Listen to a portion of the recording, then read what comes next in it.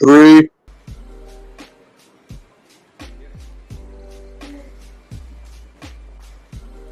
2, 1.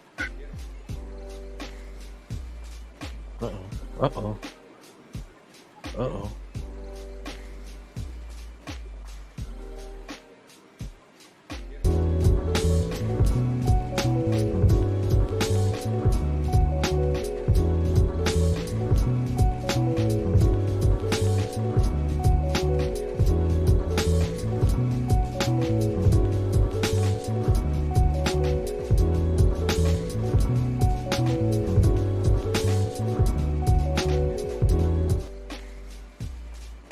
Yes, sir. Yes, sir. Welcome to another episode of D313XP, episode 18. Yes, another great episode, ladies and gentlemen. This is your boy DC1. We got No Miss J. We got Bree. And also we got our special guests in the building. Michael Banks, the Hall of Fame, the Hall of Fame Lions legend, and we also got another legend that's in the building. Y'all should know who this guy is. The dose of Dion 2.0. Yes, sir. Thanks for having me, man. Yes, absolutely. Go ahead, Noam. All right, so as my very humble assistants tell me, I got to first start off, man, with you, Dion, man. How's it going? And for those who weirdly do not know who you are by now, man, just give them a little quick breakdown of, how you started, where you come from, man, how you living, man. Just let us know. Yeah, a few things. First off, the beat.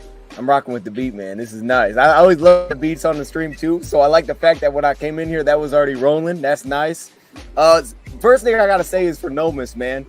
I don't know, probably YouTube maybe 5 years ago. I mean, somewhere in that range. It's been a long time. And Nomus, yeah. Oh gosh, it was my first channel because this is my second one.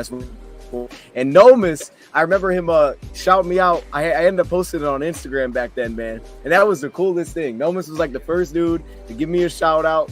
And that was awesome. I remember showing people at school that. I was like, look at this man. He was like, so I appreciate that, man. Like, that goes way back. But I can remember that, man. And that was when we were first making merch and all that stuff. So, man, I've been doing this for a long time, but it's been, a lot of changes, those kind of in style. But the biggest thing has been just meeting a ton of people. I met Michael Banks, the Hall of Famer. I met him here. I met you two here, first training camp. So, it's just been about that, man. Met so many people through this, and I'm just happy to be here. I appreciate you guys having me. Yes, sir. Oh man, listen. I saw these, man. I saw the young guy, the young kid. I said, man, he has his own little style. I know you can tell you was finding your character and who you were on the camera, and I was like, I like this. Like you said, this is bad. I think you had like 50, 60 people at the time watching you, and I was like, you know what? I'm a sub to this guy. I like what he's doing. And man, look at you now. You're a veteran in the game. You're destroying it, man. You're doing your thing, man. You out here grinding hard everywhere. So I can't help but be proud because I figured you had it, man. And I'm so happy to see you out here just doing it, man. All of us are, and trust me, man. I wish I could have had this happen a lot sooner. I remember you brought it up to me before when I was live streaming. It just seemed like you can never come apart. I didn't know how busy you were, nothing like that. So I'm glad we finally getting to do it now, man. So this just a great thing to have you on the show. Man, I appreciate you, man, because it is those things, man. I'll say that, man. Everything came to the same thing a couple years later, and that meant everything, man. So, like, just you doing that, it means everything for someone that's starting. So that's why it's like, that's why I gave you guys, like, appreciation for the consistency and all those things, because it's tough when you're starting. It's just, you don't know what you're getting into. And then you kind of just figure it out as you go. So, yeah, I'm excited to be here. Right. So I'm going to salute my hat to you as well. And speaking of salutes, I would like to send in my welcoming to our Hall of Fame Lions man, a man who served our country, Mr. Michael Banks. How you doing? Hey, what's up, Chat? What's up, everybody? What's up, fam? What's up, Joe? 313 in the head. Yes, sir. Oh, man. Oh man, so just give us a little bit. Yes, sir.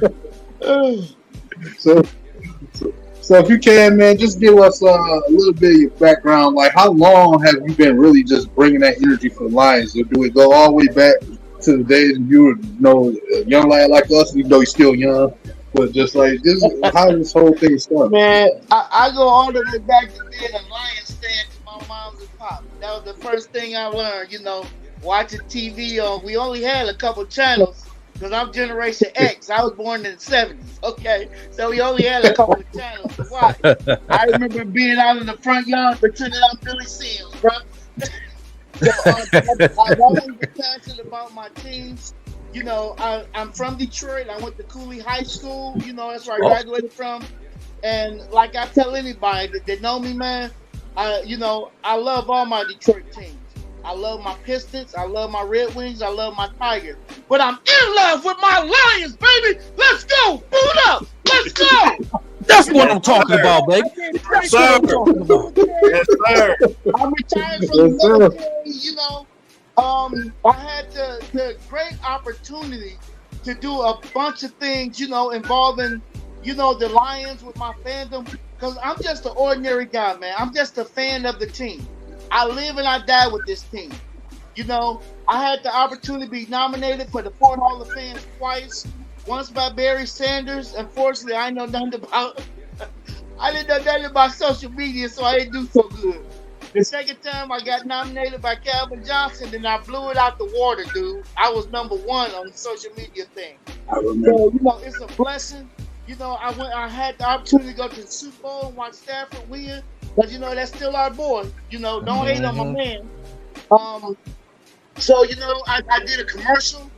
Did a couple of commercials. About my fandom and stuff. I don't know about you guys if you know who Emerald is, Chef Emerald Lagasse. I was on his tailgate show. So I've been truly blessed, man. The Lord has truly, truly, truly blessed me. So I'm your regular ordinary guy. So if you ever see me out or see me at the game, I'm very approachable. Just come up and say what's up. Let's get a picture. Anybody that been anywhere with me, y'all know I'm quick to say, hey, let's get a picture. Let's get a picture with those. Let's get a picture with 313 them. You know what I'm saying? I'm quick to say let's get a picture because y'all don't understand the impact that you have on people's lives. Like you had on a Young Dose. Like Young Dose had on my grandson. We met Dose and Dion at a preseason game. I still got that picture. I forget the year. I think it was 2017. And we've been cool ever since. And my grandson has just been elated. So you don't know how you impact the lives of us ordinary people because you constantly watch your shows. And the thing why I watch those, why I watch you, it's another guy out there named Dave. King of everything. I don't like opinionated shows. Just give me the facts. And Dose and Dion broke it down for me. But I'll be mad as hell when we lose. And he broke it down like, no, we're not as bad as we think. My man missed an assignment here or he overran the play there. And I was like, oh, so we not that bad. So I'm telling you, y'all are a true blessing to us everyday fans. And please keep up the amazing job y'all doing. And we look forward to every time. We follow y'all and we put that little bell up there. So every time y'all post something, we run in to get to it. Because it's at the top of my phone so we can see what's going on. So, on behalf of Lions Nation, I just want to thank you. And, God bless y'all. And, keep up the good work y'all doing. And one more thing.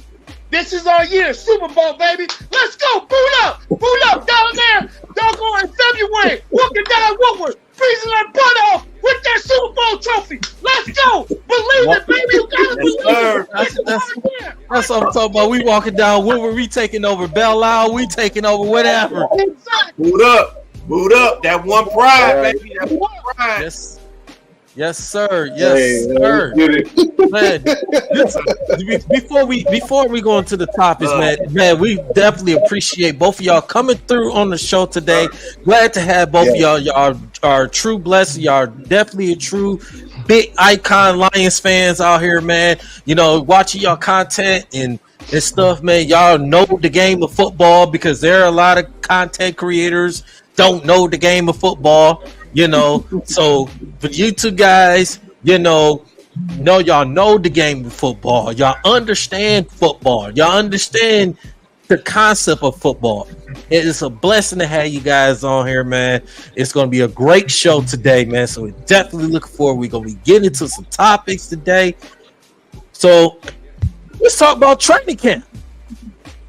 Let's talk about training camp. Let's talk about training camp. So as you know, training camp had been started. Myself and Breed and Nomis, and we was on, of course, Mr. Banks and Dosa Dion been down there a lot. So I'm gonna start with you, Dosa Dion.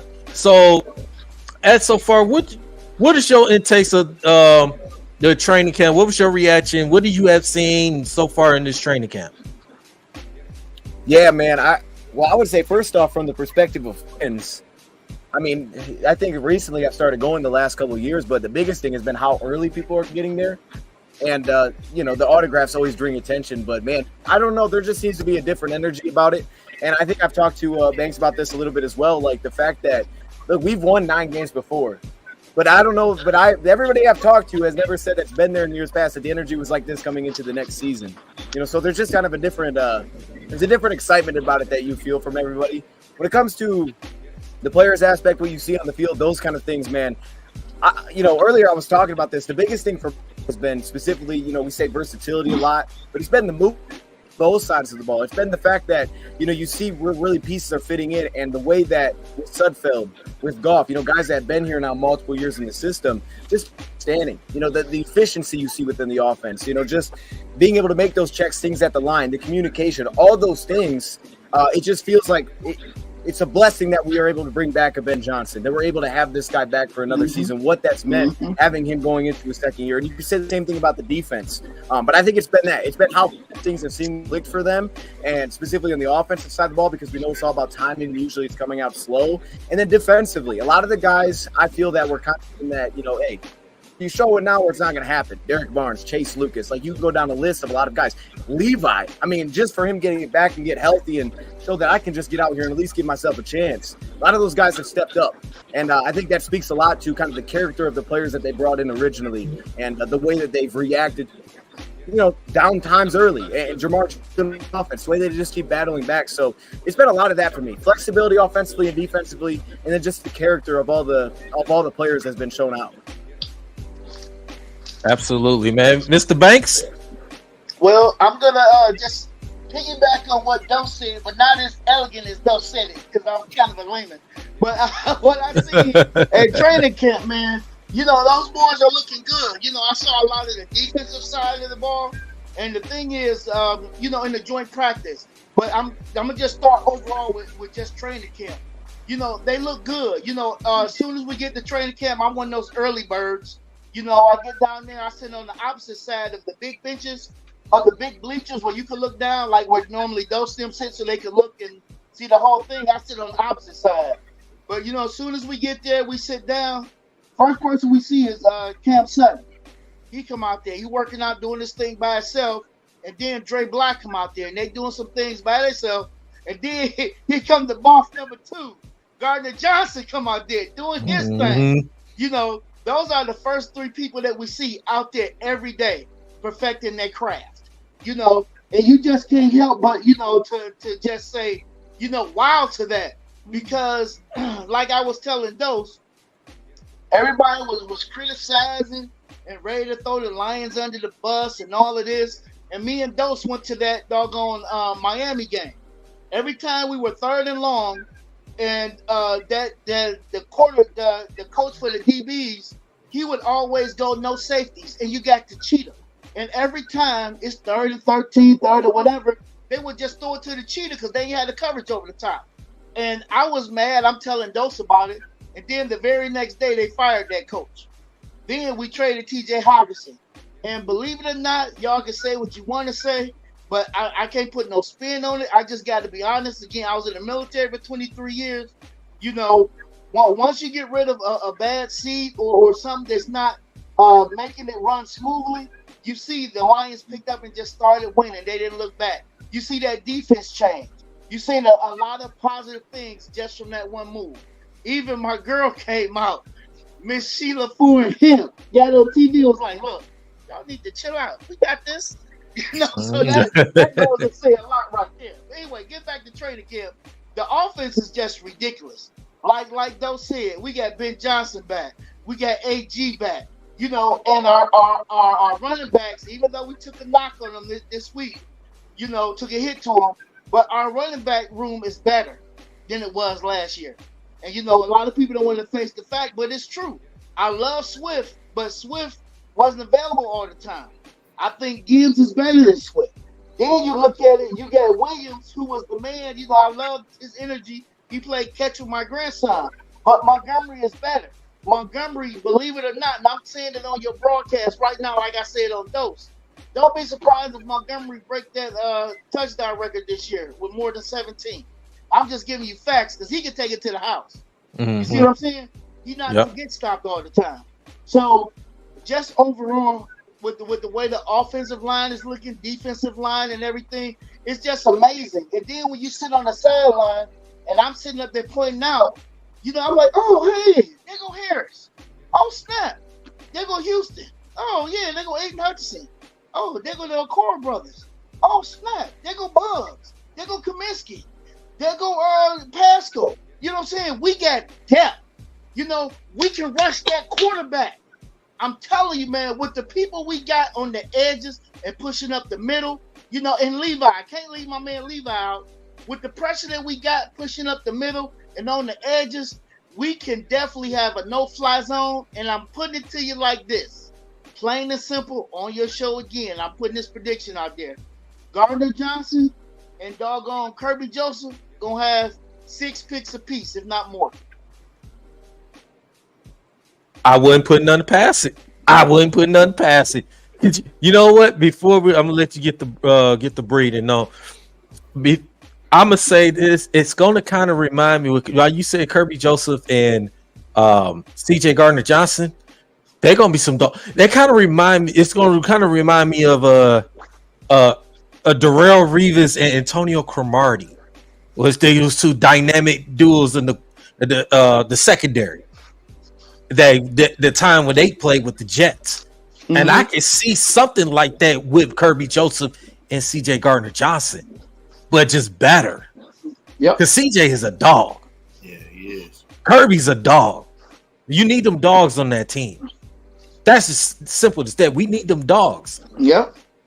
We need that guy that's gonna, like CJ came in, he set that tone, right in practice lately. See, with that Eagles situation, he set the tone, but they didn't like it. Mm-hmm. They didn't like it. So he comes here, he's being himself, and he's setting the tone, and everybody loves it, and people sees that. So definitely, I can see them two guys. It's kind of remind that could be a Cromartie and Reeves when they was in their prime at the time. It's just better. Can I drop something though? And I just want y'all to think about this, because little things be popping in my head. Especially with Gardner Johnson, could it be that he didn't want to work under Matt Patricia too? I'm just saying. Yeah. When you have standards, it's hard to work for someone that don't have standards. Mm-hmm. Tracking? Yeah. It's true. That's true. Absolutely. Breed. Man. To me, I'm gonna just quote on what the two legends said, man. It's just from training camp just to see all these fans come out, even on the first week, and just to have all these training camps sell out. That hasn't happened in I don't know how long. So to have these fans just come out and support this team, it's a blessing, man. It is a blessing, and they come out early, come out every day, and they cheering. Yep, it's just it's incredible. It's incredible to me. Now, to me, with Gardner Johnson and Kirby Joseph, it's amazing how short of a time that they've been teammates, and they're already coming together. They're already talking. They're already like, oh, okay, well, you should do this. You should do this, or yeah, that was a good play. Yeah. So they already got chemistry right now. Yep. And the defense. It's just amazing how together this team is already in practice, and they haven't even played a game yet. Exactly. So it's incredible. And then once they play that game against the Giants, you're gonna really see, like, okay, now you're gonna see how this team is, because this team is so loaded in a lot of these positions that this is the type of thing a coach loves. Like, this is a good problem to have when you have depth in so many good positions. It's a good thing, especially on defense. This offense, I think, is going to be fine as long as they stay healthy. To me, I think guys that showed out. I think Gibbs showed out. Even against the Giants, they did a lot of one-on-one ones, and all these receivers was just killing them. Especially J-Mo. They can't even. J-Mo was like road runner out there. It just stay with him. And I remember it was something C.J. Gardner said to the guy who used to play with the Lions the year before, Mark. He came to him. He was telling him, he was like, look, he's like, you can't guard nobody out here, man. Even with the Lions, you was still trash. Yeah. You can't guard nobody. And I'm hearing them say that, like, wow. I'm like, that's crazy. But it just, to me, I think CJ is pretty much going to be our Jamal Williams this year. He's going to be the one that's talking. He's going to be the one that's directing everything. He's going to be telling people we got that dog in us. So, and to have, guys that come out early, like Dre Bly and all these guys that come early, even before practice, even after practice, you see St. Brown out there catching, Khalif Raymond, you see Hendon Hooker still throwing passes, practicing and stuff like that. So, to see that, and the guys that want to do the work, that lets you know that they really want to play and they're serious. Like, this team got some promise, and I'm excited about this year. Don't do that, Nomes. Don't do that. I see where Johnson is going to be on the sheet. Go. I see where you're going, no. Don't do it. I'm talking about Britt Lilly, man.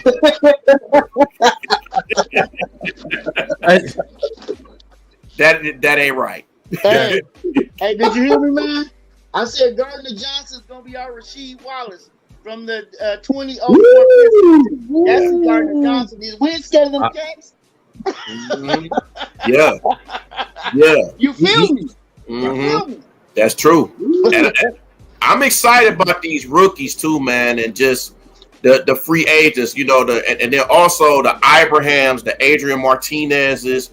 All these guys, I want to see how they play as well. All these, undrafted rookies. This is what this preseason is all about. Is these guys like, and then you got Drummond out there has been playing too. Barnes and Pittman and Jack Campbell and Laporta and all these guys. So I'm gonna have a ball watching this team preseason and the season. So training camp has been, cool with me. Got a few guys that kind of did some mishaps, like Will Harris, kind of got beat off a little bit, but it happened. So that's just my take on training. Yeah. Before Noma let you go, I definitely want to get a shout out to the guys that's on the chat. Dynasty Sports Network Detroit, thank you for coming through on the chat. Owen 16, our guy. Big A, one of the guys of the Dynasty Sports Network. Trapped in Podcast, also in the chat as well, in the comments, man. So make sure y'all hit that like and subscribe to D313XP, man. So, man, it's definitely having a great show so far. So, comments, get them likes up. Let's continue to get the likes up, man. So definitely, man. So definitely want to go there right quick, man. Nomus, the floor is yours, my brother. First things first, I want to say thank you to Green for helping me get my first ever training camp, which was Sunday the other week.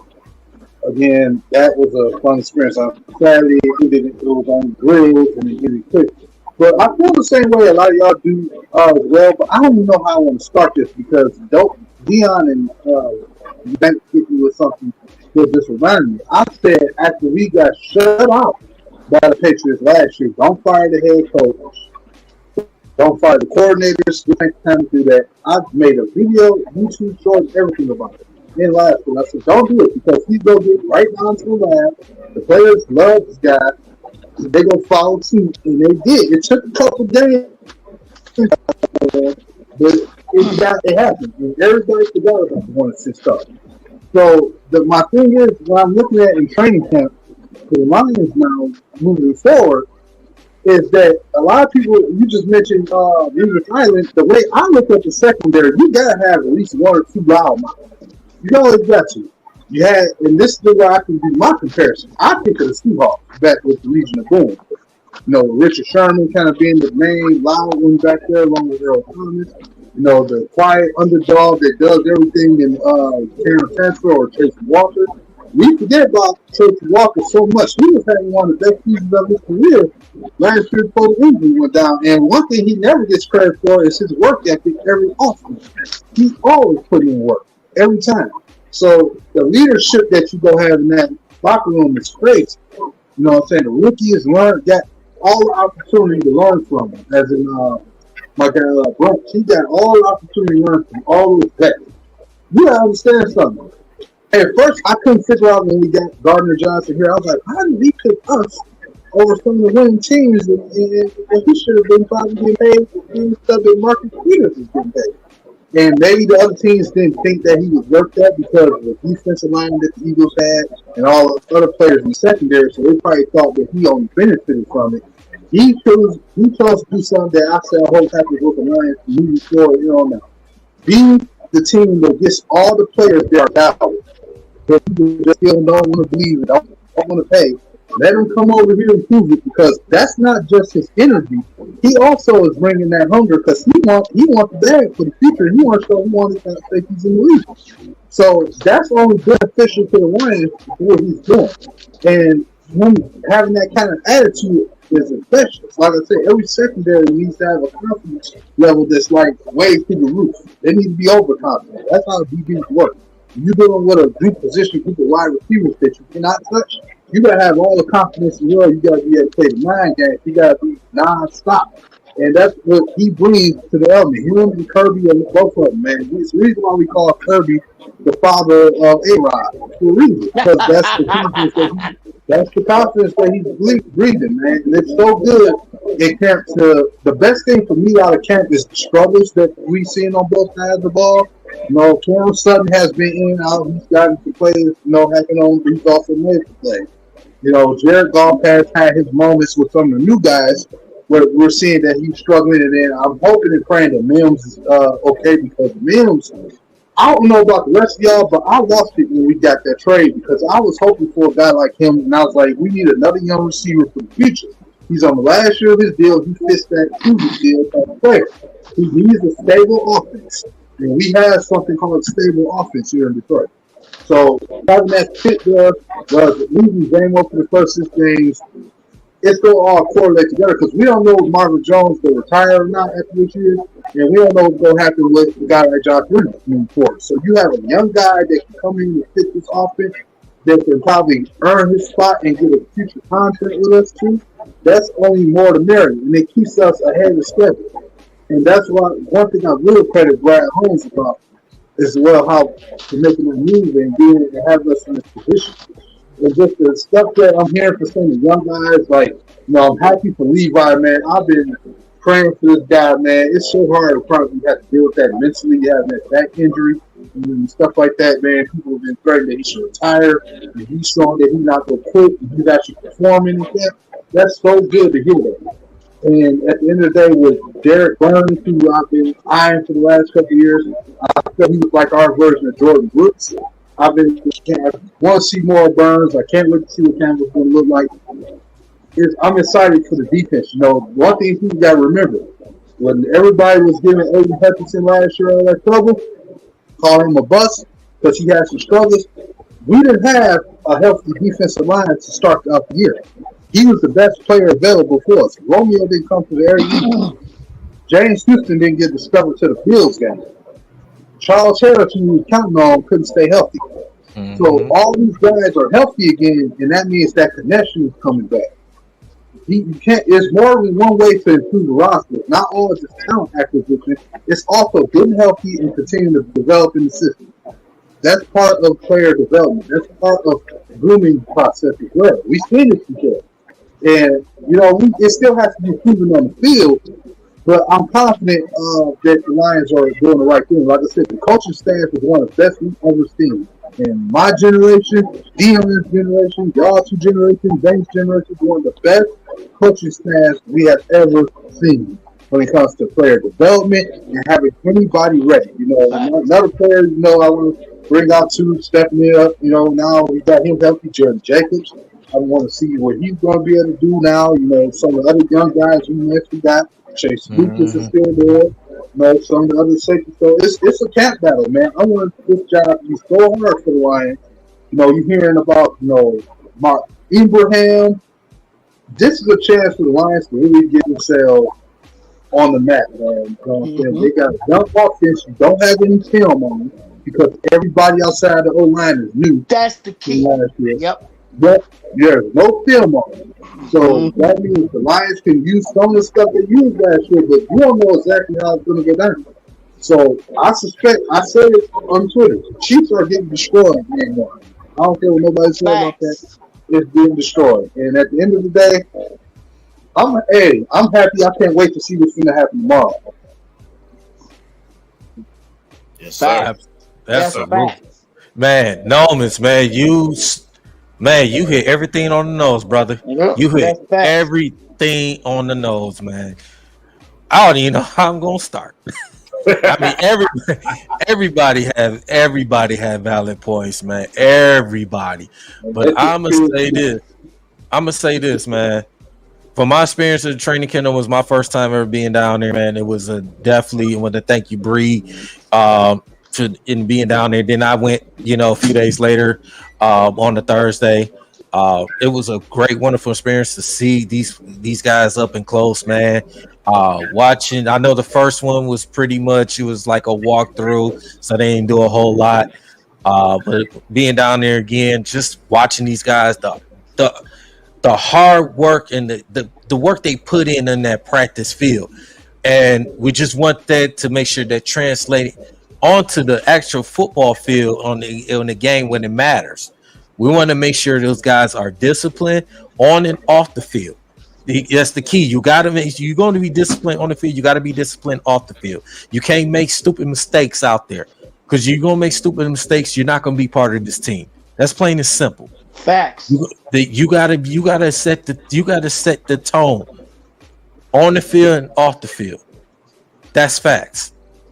And what this Lions culture they're doing is they setting the tone of culture building, getting guys that are willing to win. You're going to be part of this team. You're willing to win. If you ain't going to want to be part of the team, not going to win, you can go somewhere else. Go into the Canadian Football League, go XFL, go somewhere. But you come into this Detroit Lions football team, you're going to play hard to win. Mm-hmm. You're going to play smart. You're gonna come out. You're gonna come out, be a professional on the field and off the field. So I love this. I love how with Brad Holmes and Sheila. I love how this Lions organization are building this team because we haven't had this in a very, very, very, very long time. We haven't had this in long. We have not had this type of excitement like this in a very long time. We had some excitements, but this type of excitement is so different. Fans coming everywhere, the expectations, we getting all this media attention that we normally don't get. And then the media attention we get is always something negative. Now we getting a positive. I know, and I say, and I know Mr. Banks, I know how you say we want the time to go to the Super Bowl, and I want that to happen. I want that to happen on our lifetime. Why not us? Why not us? Because we got teams that went to the Super Bowl for the very first time. They ended up winning it. You know, someone went and they ended up losing. Why not us? You know, it's only 4 teams that never went to the Super Bowl. That's us, Jacksonville, Cleveland Browns, Houston Texans. Yep. Why not us? We could be the next team. But I just want our fan base to understand too. Let's take it a game at a time. We finished the season strong. Let's carry that momentum onto this season. Let's take it a game at a time. We're not gonna have J-Mo for the first 6 games, but guess what? We still gonna have some guys that's gonna play hard. You know, I like what I've been seeing in the training camp, especially on the defense. I like what I'm seeing from Brian Branch. Brian Branch is a dog. He's another one, a dog out there, balling his butt off. You see the Kirby Joseph, CJs, and the Suttons, you know, to Derek Barnes balling, Aiden Hutchinson. I mean, McNeil. I mean, guys, it's just unbelievable, man. I mean, that defense, you can see the improvement on that defensive side. And it's going to get better and better and better. I won't be surprised. I had a conversation with Nomas and I had a conversation with Bree.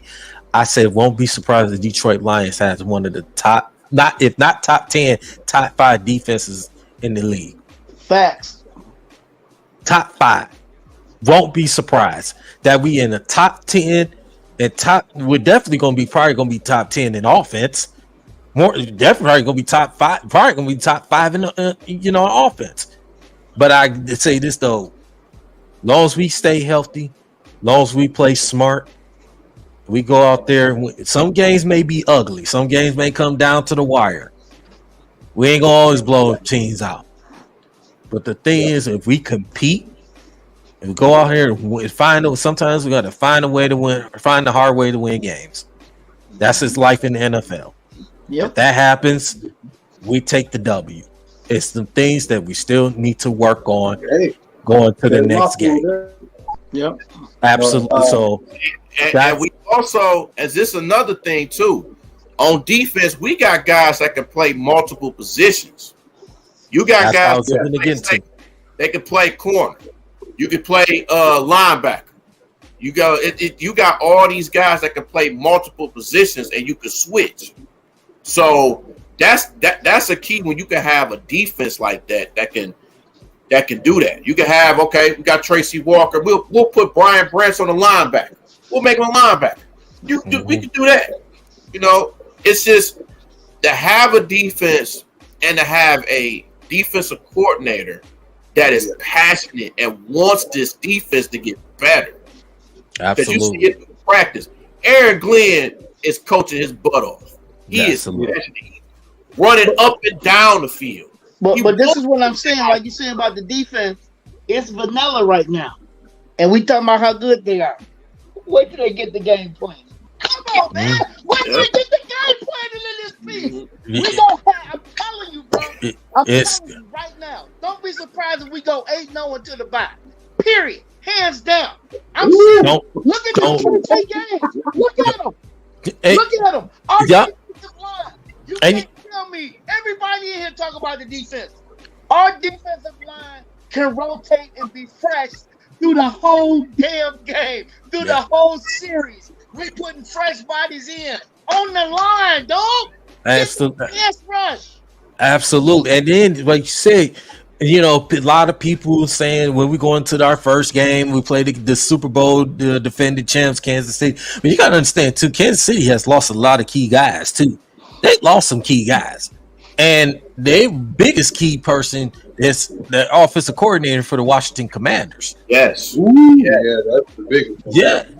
So, yes, I know Andy Reid is a great play caller, but at the same time, you lost Eric Bieniemy. He's over there in Washington.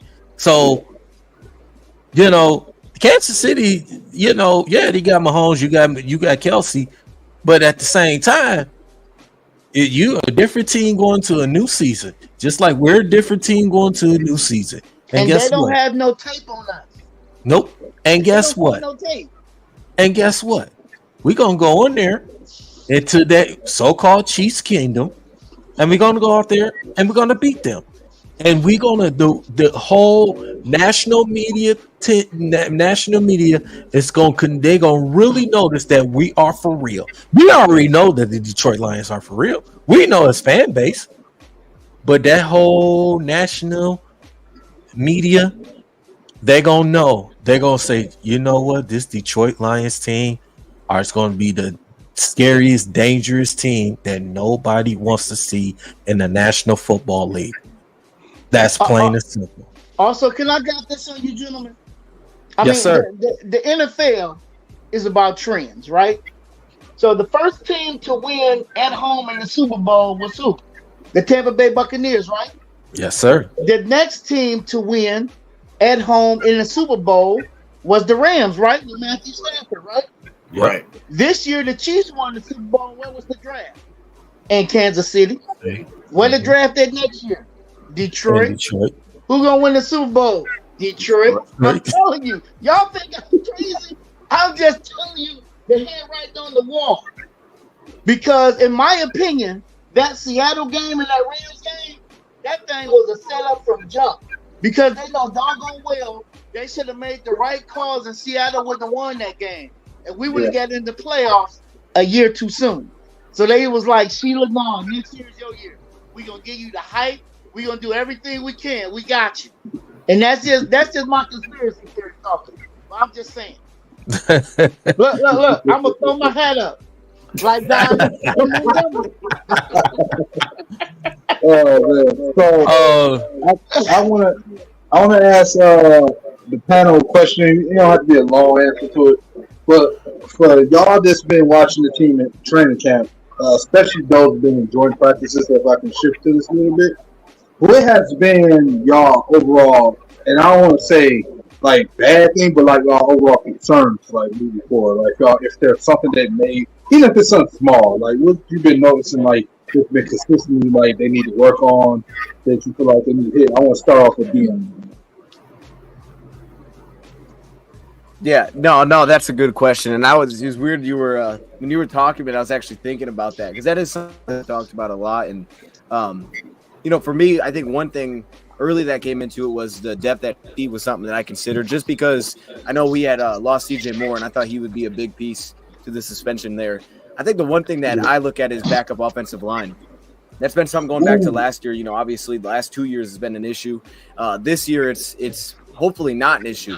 For Jermaine Ifedi is a guy that I'm going to be focused on tomorrow to see if he can take over that backup tackle position. If he doesn't, and at that point, you're looking at Obina Eze. Can he really take that leap? Is it Matt Nelson again? I mean, outside of that, we're it feels like we're scrambling a little bit. We just don't know who that guy's going to be. So for me, that's the focus. And then same thing with the interior. I mean, because I think you guys hit on a lot of good points. Like offensively, we know we're going to be good.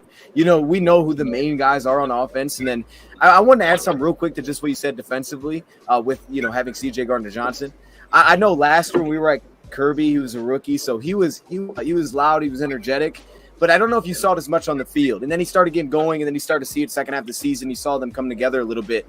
I think CJ kind of brings that out of him, and we already know Tracy's kind of personality. So you would talk about like the back end, and just one thing that I thought was very clear with CJ is he demanded communication. Step, we were going to make on the right page. What was wrong? We got to figure this out. And I think that he's going to pull that out of guys like Kirby because he already has that within him. Like a lot of our guys are high energy players, but he's going to pull it out of them to make sure that we're using that in the right way. But that would be me. Backup offensive line. You look at even the guard positions. Today we released Stenberg. You have a rookie in there, Sorstal. You have still guys like KO back this year who's been getting a lot of those reps. That's going to be the biggest focus to me, and I think it's been hard to really evaluate what we've seen in training camp.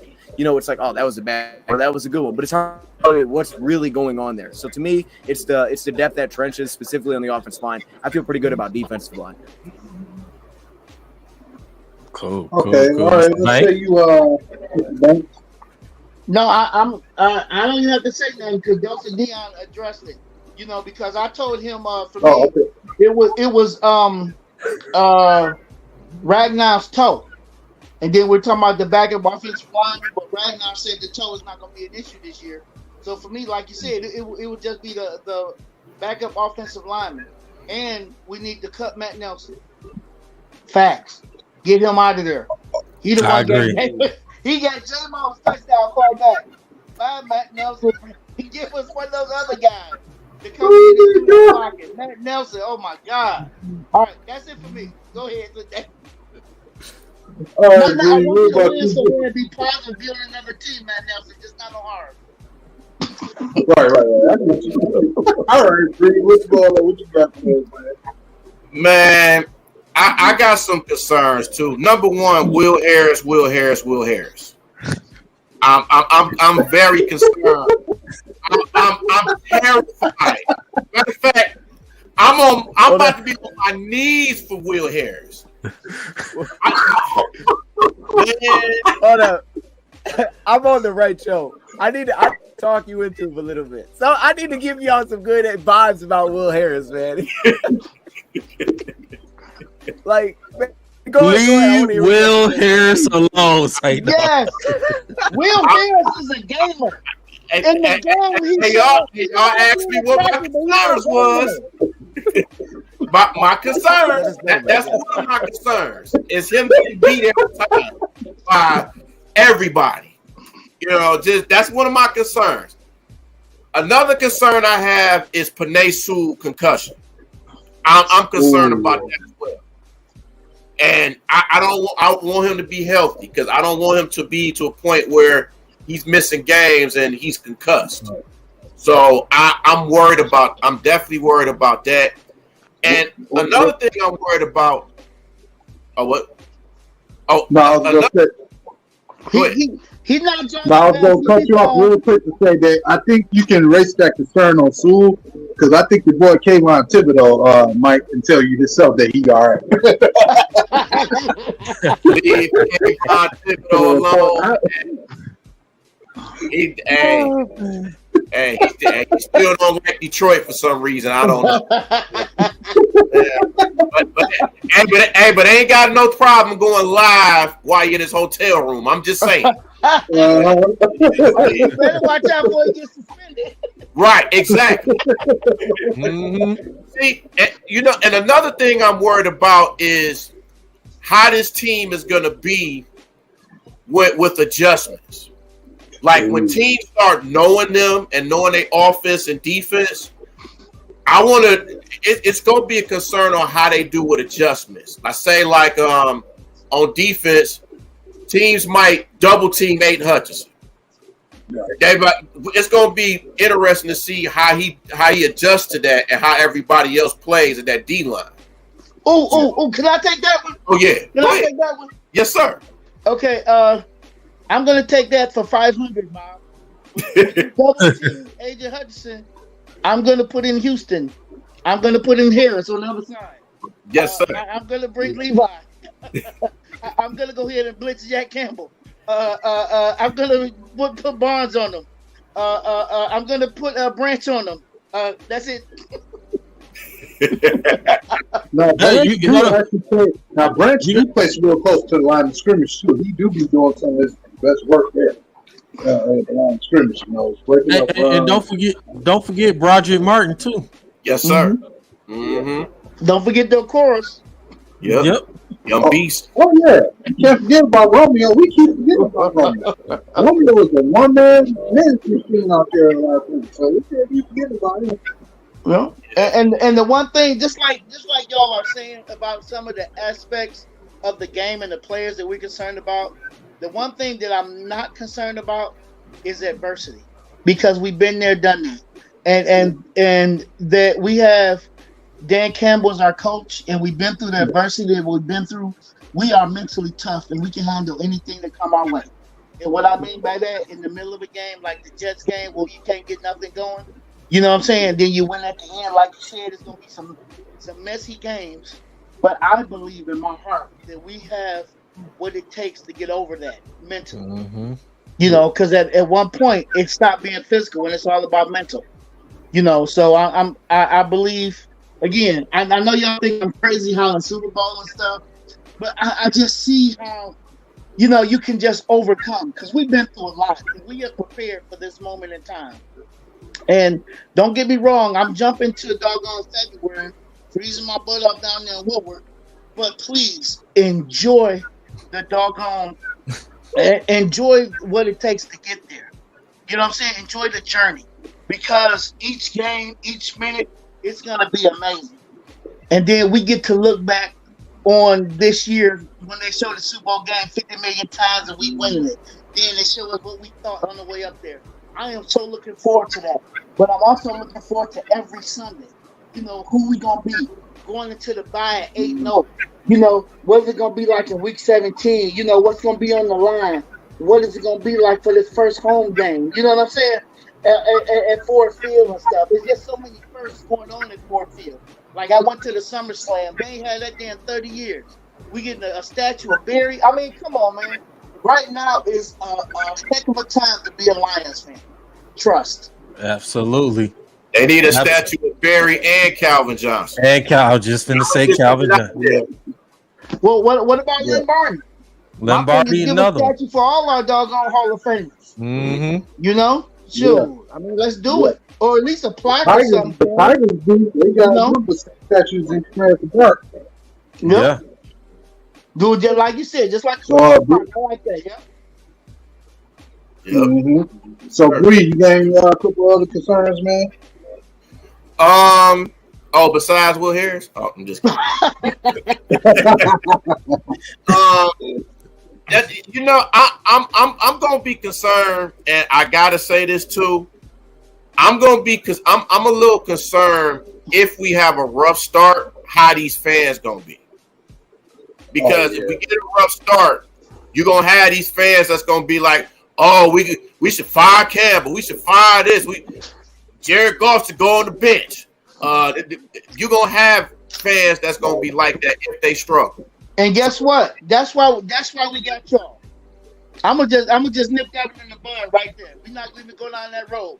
That's why we got you guys, 313XP, D313XP. We got Dr. Dion. We got doggone Dave. We got these other people out here that just deal with facts that's positive.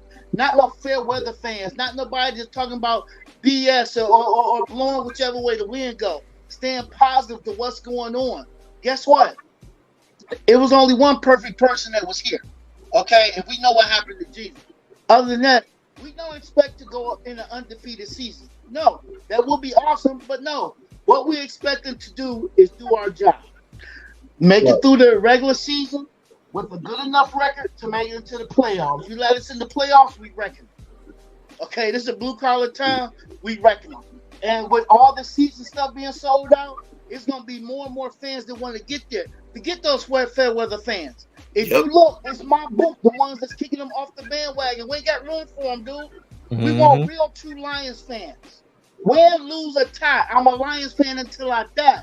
That's facts. I'm not fair weather. This is our city. This is our team. Yes, if sir. we live and we die with this team.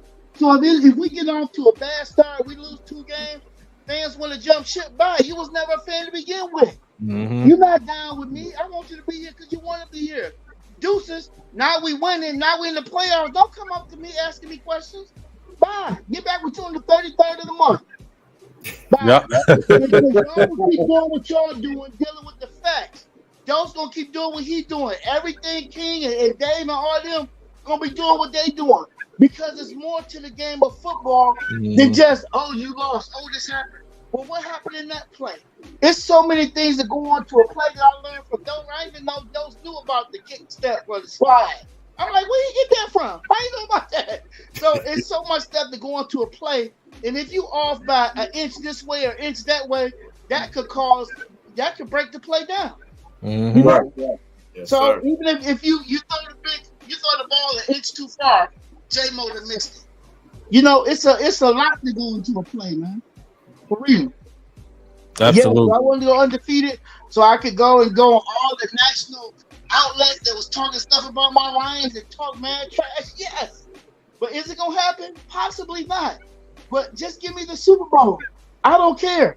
If we get in that second and 5 wins, if we get into the playoffs, I don't care. A win is a win. Ask the Giants. They got into the playoffs with what? 7-9 and won the Super Bowl against the Patriots, the undefeated Patriots. Yep. Dude, just get me in. Put me in, coach. Yep. Absolutely. Hey, Absolutely. Man, so that's just, man, I can't even say nothing on that one. That's just real fact there. Now, all right, so Daryl, let's see, man. What you got for us, man? What's your concern, homie? To be honest, man, it's really the injuries to our key guys. Injuries. Oh, yeah. Injuries to our key guys. I'm not concerned, far as everything else. Just injuries to our key guys. We got to make sure the important thing is our guys be healthy. Health is the key. To whether we win or lose, health is the key. As long as we compete, man. But far as anything else, man, I'm just keeping it short, man. Just as long as our guys stay healthy, man.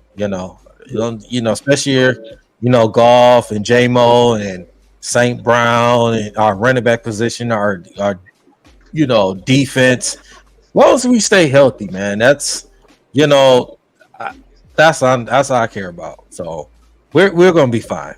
We're gonna be fine. So just look concerns the injuries. I'm not, I ain't finna go crazy about the Will Harris and all that. It is what it is with Will Harris. Okay, he almost like a Corey Joseph. Okay, but we ain't finna go Corey Joseph. Okay, but no, we did. We ain't finna go Corey Joseph. But yeah, and yeah, I know. But now, Bree, you said about the fans. Okay. We are like we've been saying before. Those fair weather fans, they don't watch them and they turn around, they win and they jump on. That's the same when it comes to the Pistons. That's the same when it comes to the Tigers. That's the same when it comes to the Wings. I mean, that's the same when it comes to the Michigan football, basketball. That's the same when it comes to Michigan State football and basketball. I mean, if they want to be fair weather fans, they could go across Canada. Okay? They go across Canada. They could go across Ohio. They could go to Indiana. They could be Colts fans. They could be whatever. Okay? But I ain't some about the fans. So the true fans will understand. So, but that's pretty much it, man. No, go ahead and take the floor, man. I got two concerns.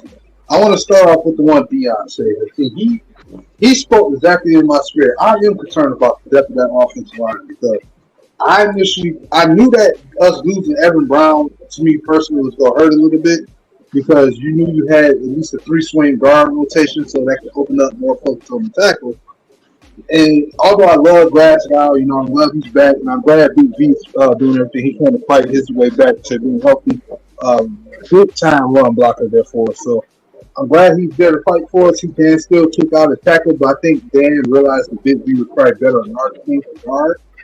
So I do believe that this coaching staff can have a guy ready on the offensive line if need be. Even though the Bills game that Keola there, he was scaring me to death.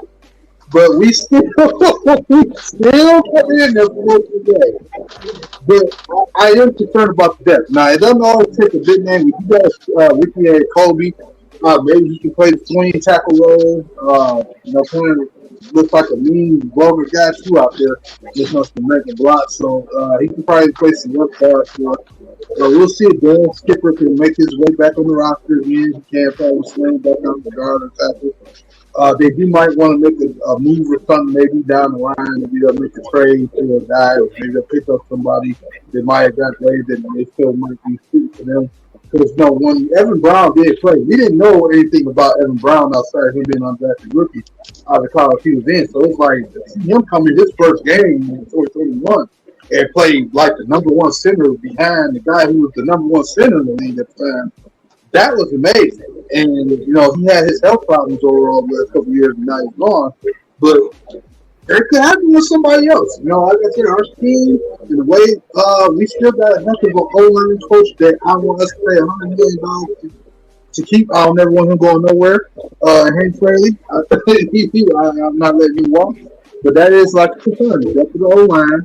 And the other thing is I'm concerned with is that we do hit hard times. Like, let's say we start off good and we go through a 4-game losing streak. I'm more concerned can our players stay focused? Will they be able to stay focused after everything that's been going on? Can they continue to stay focused for the team? Can they come back and get Dan Campbell and believe in him again a year three, third, time again to refix the problems? Because we don't want our players getting off track. That happened a couple of times last year. And it was kind of out loud with 10. I hate to say it, but that sort of thing has been the case with Jeff Okuda. Unfortunately, I heard rumors about that, and maybe a couple other players. So when times get hard, are y'all gonna go back to the drawing board with this man, and are y'all gonna figure it out? I'll say that's what I'm concerned about. But other than that, I do feel what everybody's saying. We got to make sure the real fans show up and show out even when we do go through hard times. Because I don't want to see what I saw in San Francisco game 1 2 years ago, where it was more red in our crowd than it was blue. I don't want to see during the Patricia era when we had the Cowboys in town, there was much Cowboy fans in there. I don't want to see that. You know what I'm saying? When I come to work, because I do work down there at Ford Field, I hope I'll be able to make down there to training this year. I want to see, when I see Banks on that karaoke stand to the players, I want to see number blue. I want to see number blue right there. I want to see blue on the escalators right on the other right side. I want to see everything there that's lying blue. I don't want to see not one opponent jersey. I know, right? Well, yeah, you will. Unfortunately, in this NFL, you will get something. You will get another opponent, especially the historic teams. It better look like we looking for Waldo then for another opponent coming here, because that's what I want. I know, right? You know the historic teams like the Steelers and them cowgirls. I'm not calling them cowboys. Them cowgirls. I can't stand we'll be destroying them this year too. Yeah. We're going to today place and beat them. We're going to. Oh yeah, we will be. So the Lions like this. I will say this. My Lions gotta stay focused though, because the real reason why I say this, when you look at the NFC, it's literally Philly, San Francisco, and then it's a who's who. The Lions literally control their destiny to a point. If they control it, they can really put themselves in that third spot. The rest of the it's up to them. It's literally up to them. I'm not to be good seeded or it's up or else. I'm not counting San Francisco. I'm not counting San Francisco because they still got. They don't even know who their quarterback is. Philly. Oh, they know who their quarterback is. A lot too, and Philly got Matt Patricia. Right. Well. Yeah. Well. We ain't gonna go there. We ain't gonna go there. It is what it is. We ain't gonna go there. I can't stand Matt Patricia anyway. We ain't gonna even go there. But only thing like I say with Philly's really much is the only team in the NFC that's really legit. You ain't not really counting. I'm not counting San Francisco because of the simple fact they have quarterback issues. They don't even know who their quarterback is. And I'm not counting the Dallas Cowgirls because the simple fact they got a suspect quarterback. Prescott, whatever. No. Prescott, whatever. I'm not counting them. And like, who else in the NFC? Like, really? You get all the. You don't know what you're gonna get out of the Rams. It's really like this either the Lions. It's the Lions and the Eagles, the top two in the NFC. Like I said, I'm not counting San Francisco. Everybody want to count them because they're a good team. Yeah, but they got quarterback issues. No, until they give them a quarterback and figure out who their quarterback is. No, I'm sorry. All right, like I said, it's up to them. It's up to the Lions. They control their destiny. So I believe that we're not going to fold to the hype. I believe that Dan Campbell and everybody in that locker room, especially former players that have Super Bowl rings that played the game before, I don't think they're going to succumb to the hype. They're going to keep this team grounded. And, the best thing that can happen, even though I'm saying we'll go 8-0 into the bye, the best thing that'll happen to ground us is to get a loss. Even if it's one loss, it'll still bring your ass back down to earth. You know what I'm saying? So I believe they're going to be fine. And they are preparing for this. Like you say, ain't nobody trying to hide it. Ain't nobody turning off the TVs and not letting them see the newspaper. They're not trying to hide it, but you just got to deal with it. Face the fact of what it is, but it don't mean nothing. Like Dan Campbell said, you don't put in the work. It don't mean nothing if you don't put in the work. Absolutely. Absolutely. So girl, want to get into what everybody been seeing and noticing in joint practices this week? What they everybody seeing and who they highlight that being for moments or players that been in joint practice? I actually want to get into another to this Teddy Bridgewater. I actually want to talk about this Teddy Bridgewater situation. We getting Teddy Bridgewater as our backup quarterback, as a legit backup quarterback. I really want to, because I'm, I don't know about you guys. I've been dying to talking about this. Teddy Bridgewater, our backup quarterback for the Detroit Lions. So I know everybody's excited about it. Man, I'm gonna start with dose of Dion. Dion, from scale of 1 to 10, how did you feel about Bridgewater being our backup quarterback for the Detroit Lions? Man, okay, real quick, let's settle something here. So, just real quick, so 1 to 10, right? 10's the best because I've been talking to some people that are trying to convince me that somehow 1 is supposed to be the best on this scale. 10 is the best, right? I mean, that's like well known, right? Okay, everybody's okay. I would put it at like an 8. I mean, like an 8. Here's the thing: it's nothing like that. I don't believe in Bridgewater the whole way. It's more so that I don't want to see Bridgewater play ever. I never want to see him play with the Detroit Lions. You know what I'm saying? I hope he signs, take his $5 million, does nothing for him, leaves. Like, that's the goal for Teddy Bridgewater. Everything that I want to hear about Teddy Bridgewater is what he does with Hendon Hooker and how he can help Jared Goff from a week-to-week basis. That's all I want to hear about him.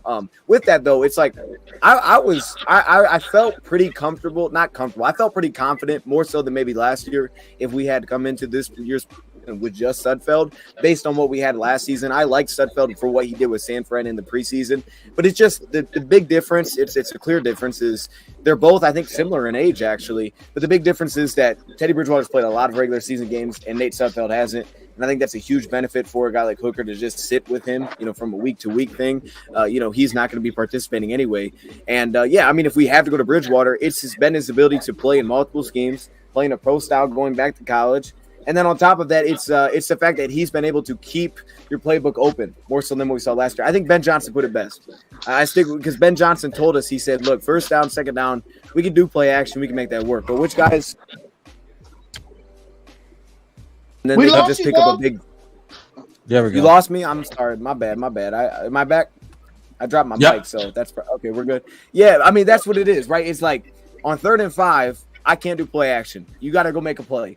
Which guy do I trust to do that? There's not a lot of backups in this league that can do that, but are also not in a position where they're necessarily looking to be the future starter. Bridgewater kind of stood out on his own island on a guy that's willing to accept that role. So I'm very got him to accept that. We got him to Detroit. I mean, it's obviously a great fit here, but there's not a lot of guys that are willing to take that. So it's perfect fit for us. It's more so that I just don't want to see him. I don't want to see him, but I'm happy we got him. I love the 2 gloves, and if someone gets the 2 gloves, man.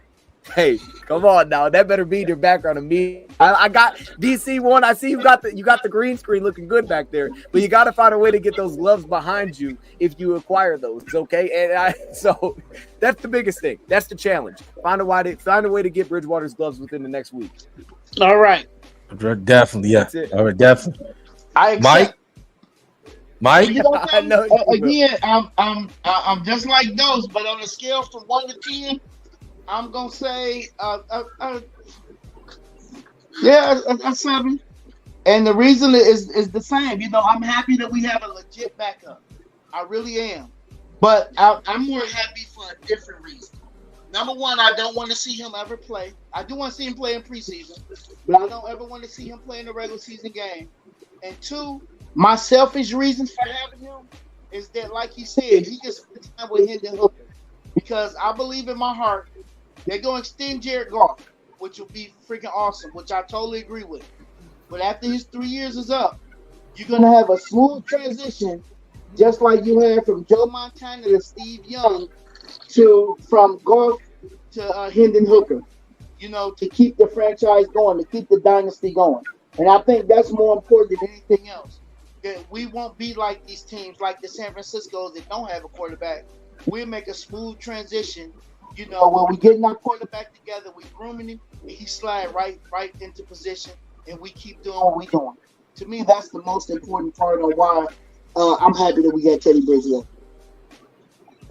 Great. Well, first, before I get into that, I'm just glad we got 2 black quarterbacks on the team. I just got to say that. Man, put your phone and chair down. Yeah. I'm just happy to see that.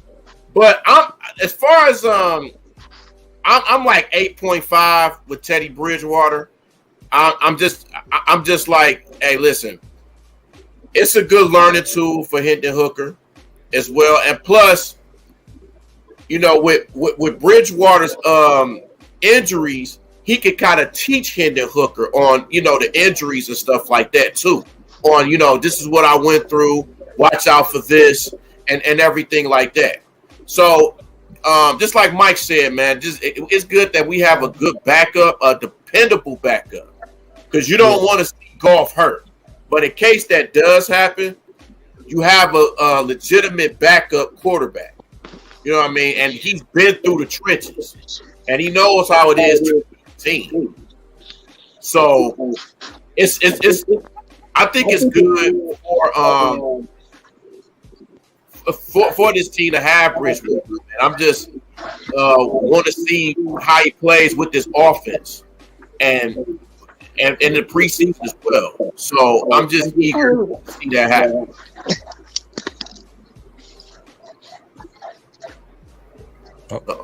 Everything good, Mike? He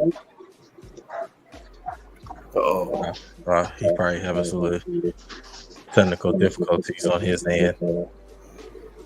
But no, I'm happy about Bridgewater though. No, you good? All right. So here's the. I know I'm gonna get beat up for saying this, but I'm gonna just go ahead and why not give him a 10? I'm gonna tell you why I said that. I'm gonna tell you why I said that. So the reason why I give this move a 10. What did I say earlier? What did y'all say earlier about this team? Y'all feel they have what? Depth, right? Well, in this league, you might want some good quarterback depth. Now, I know the idea is that you don't want Goff to have to go down and just see the depth because, let's be honest, we need Goff to help the All-17. And that's the thing, because having Bridgewater there, though, you got to understand, Dan Campbell saw this dude play close up. If they get into some trouble, he might know just how to use Teddy Bridgewater's strengths they do have to help keep us at least better, where we can have, like I said, reliability, right? So that's the whole thing why I believe they kind of wanted him, because he knows he can get the best out of him. What they did in New Orleans. Remember, he won some games. He beat Dallas when he came in. I think it was like 12-10 in one game. He's not going to come in for us, and try to allow us to throw for 350 yards, nothing like that. But I mean, you just need somebody who can do what he did in Denver. When he first turned things, they managed the game. He got the ball to the right couple people. They ran the ball with Javonte Williams and who's the other guy? They ran the ball really well with those two running backs. And you know what? They did the best they could. They won 8 games overall. Not saying it was all because of him, but he's somebody who can keep things settled. You're not expecting him to lead you to the playoffs. You're just asking for a quarterback that can give you a shot if something does go wrong. I think that's the least what he gives is a shot. You know what I'm saying? Maybe you don't succeed with him, but that's not the point. Like we said with him and Hooker, he's now going to have 3 quarterbacks that he can say he's learned from in one offense, along between Nate Stubblefield, the University of him. Obviously there's Goff there, but then also, you're going to have the quarterback coach working in on him, helping him understand it. And then now you got Teddy Bridgewater, who has more time to help him. And while he's there, and they're going to make sure, because this team plays like a team. there's no selfishness that comes around. You draft a young quarterback. Golf is not going to be one of those guys that's like, oh, I'm not going to help him well, like you heard with my man from the Tennessee Titans. He's not the type of guy. It's just that doesn't happen here. So at the end of the day, that culture is going to be good for Hendon. So you bring in somebody that's experienced, that's became a Pro Bowler at one point, that's played in the playoff game. All that information is going to be good for Hendon. And if you do have to, unfortunately, rely on Teddy Bridgewater, you at least have a shot. Let's say 2 games, you should be able to go 1-1, or possibly even 2-0. You got a run game. You know what I'm saying? You don't have to have him trying to swing it out to Jeremy all day, or if you think you can do it. But you got an opportunity there to still come away with games. If that defense is good, it'll be a good chance. You know what I'm saying? You just got to hope they ain't got to use the whole season. You got, the whole idea is to have depth at all costs.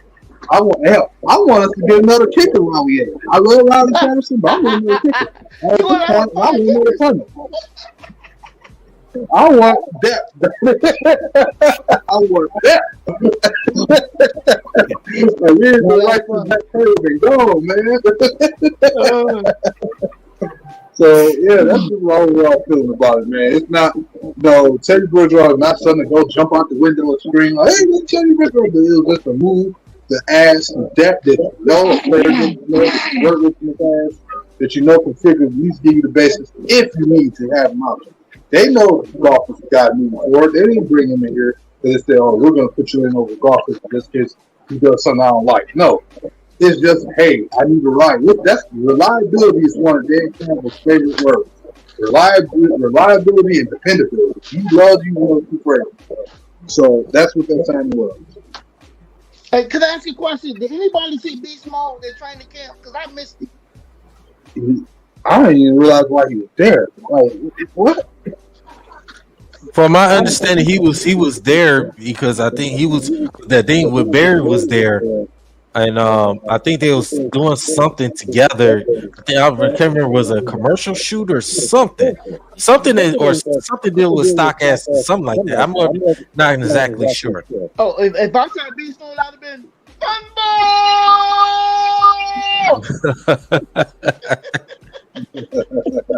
Oh man. Hey, he only here so he won't get fined. Right. Absolutely. Oh man. So far as with me with the Teddy Bridgewater from a scale of 1 to 10, I'm giving a 9. Okay.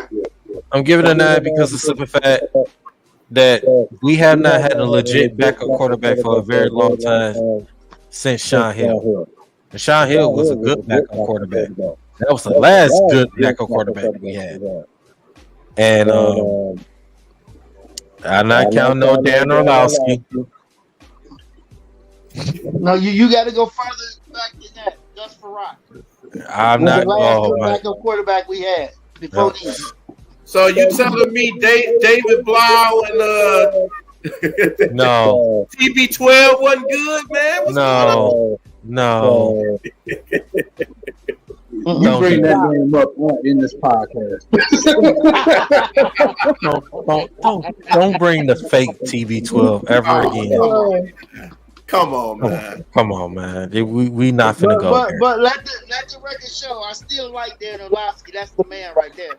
I like him. I like him on ESPN. I like him on You're First. Not afraid to speak up and deal with the facts. Yeah, you don't always go down.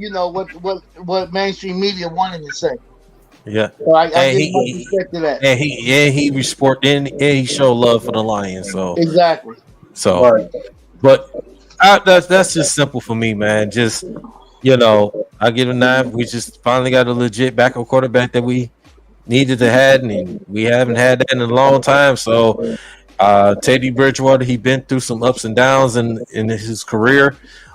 He's still a good, solid quarterback that can play in this league, and would definitely, like all of us, like to, just like to see him on the sidelines, just mentoring Hooker. Even Adrian Martinez, mentoring those guys, and still be a part of, helping golf as well. Saying when the plays, going over plays and stuff. So I'm just keeping it short and simple, man. Just having him out there, just his leadership that can help this team, man, and be a part of this culture. So Welcome, Teddy Bridgewater, man. Welcome. Yeah, absolutely. So, fellas, you want to get to joint practices this week? I know there's a lot of action going on. Pretty much, Lions just making fools out of the Giants, as we'll likely do this preseason game. So, I want to get to Dion, man. What were your takes overall from the joint practices? Who are your standouts, man? Just give me the skinny on it, brother. Yeah, man. I would say, I think Michael Banks will give you a little more for the defensive side because he was on that side, so we more so saw the offensive side. But I mean, if you're asking me standouts from that, I think it was earlier in like the receivers against DBs. The first day we got to see that, and a lot of consistency from the defense, from the receivers winning. Man, I think it's been almost what we expect, which is a good thing I think from the offense because it is a lot of returning pieces. For example, Marvin Jones looks like old school Marvin, man. It's just throwing it back. That's the same dude that you remember. He's not open, but he is open. You just throw it to him, and then he makes a grab. He had the one on Amani, which was nasty. And then I would say the biggest thing, though, if you were asking me for like takeaways, would be just kind of touched on earlier, but the rookies, like the role that they're finding themselves into. I thought Sam Laporta, was kind of like it felt like they were bringing him along slowly early in training camp, and then by the time we got to these last 2 days, I mean, he was first team. He was the guy that, and really the big thing, because I know you brought up Mims earlier, someone that you see, you're excited about that addition. The biggest thing for me has been the way they've utilized all of those guys, from Sam Laporta, the way that his routes that they've been asking him to run, a lot of the drags, the crossers, get off on the move, allow him to utilize that speed. Like there was a play, for example, where we were playing, each other, and they put Sam Laporta on Derek Barnes. Now we know Derek Barnes can run. Like that guy's straight line. Yeah, he was matched up one-on-one, and he couldn't hang with him. I mean, he ran right by Derek Barnes, and it was like, okay, that's different. Like tight end don't run like that. So that's the big thing. It was just leaning into that. It's like, okay, we'll throw a screen to him. And then Jahmyr Gibbs, like we saw some of the highlight clips, the way that he can run. I love the fact that they're leaning into just, look, that can be out there, but we can still put him on the field. Just use him like a receiver. So just leaning into the strengths of our guys has been the biggest thing from the offense. A lot of efficiency. A lot of just, 5-yard from Goff. And, the second, third units has had some hit and miss, fumbles, things like that. But, fumbles were an issue for whatever reason last practice. But it's been the efficiency from the offense. And then defensively, again, kind of a lot of the usual suspects, Aiden Hutchinson, sacks, those kind of things. The defensive backs. Biggest thing for me for defensive backs, I'll say this because I know you guys were hitting on it with having Brian Branch, Kirby, all these guys, has been communication. And I think that's going to be the big key. I think they just want reliability. The last 2 years, honestly, like they've kind of leaned into, okay, we got to let's see what happens. And then we didn't have consistent play. So then it was like, when can we get Jacobs back? It was just a rush to get the guy back on the field because you knew what he would get. It was with Okuda, like, what am I going to get week to week? Finally, it feels like, well, look, Sutton may not be, a top corner in this league. He may not match up well with everybody. You put him on DK, I probably don't want that matchup one-on-one on an island all day long.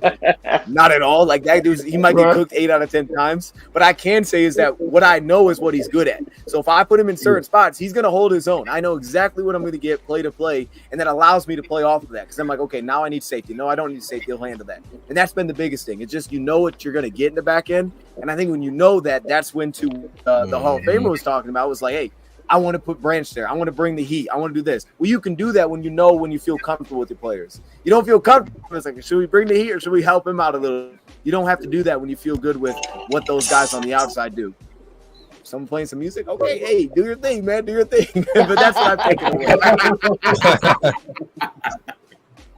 What was that, man? You dropped some music on us? Yeah, go ahead, my No, just little Twitter right quick, man. Just okay. Go ahead. Now, Dion, before I move on from you and get to Banks, I did want to ask you for your perception because I know you said you saw the offense a lot. What was the differences when you looked at it on first teams when J-Mo was out there and when he wasn't out there? Did you see like a difference in it? Did it look more explosive? Did it look not as good? No, that's a great question. I've seen a lot of Jameson working second team, and I think a big part of that is just understanding that he's going to have to kind of fit into this offense, and it's midseason. So I've seen a lot of that. I think we'll see a lot of it in the preseason, and then it'll kind of just be off time for him.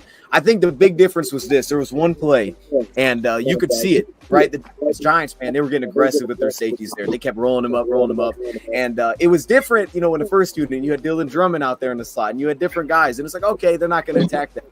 Jameson's out there one time, you see the safety trying to push up. and they pushed it about 8 yards from the line of scrimmage. As soon as you see that very first time, and they didn't do it again, Jameson runs by him. Jameson runs by him 30 yards now. He runs by him very first time you see it. And you could see it coming because you knew it was like, man, those safeties, it's like they shouldn't be getting tight like that. They immediately to go to him. Now, the play didn't work out because I think there was like a sack on the play. But you could see him just blow by everybody. After that, every time I saw Jameson, at least one safety was back about 20 yards. At least one safety. So it was like, okay. And actually the biggest thing was that the very next play, they had a safety back deep like 20 yards. So they said, okay, look, you're going to play one deep safety. We're just sorry. Very next play, I think they went to Marvin Jones on a crosser for about 15 yards. So that's been the thing, is that you just have to be aware where he is. And to the last point, it's for, and we know some of these, he's really like skinny, those kind of things. Can he deal with cornerbacks punching him at the line of scrimmage? So we put him off the line. We'll put him to the line of scrimmage, and we'll be able to that way. We'll just lean into what he does well, and then we'll work him into those other things that we want him to improve upon. But you could sense the difference like that. Absolutely. It's just right quick. So pretty much you telling me Jared Goff. Right quick. I want to see why he just spoke about J-Mo. That for him to have that safety guy to play 20 yards deep, they had to respect his speed. They had to respect that speed.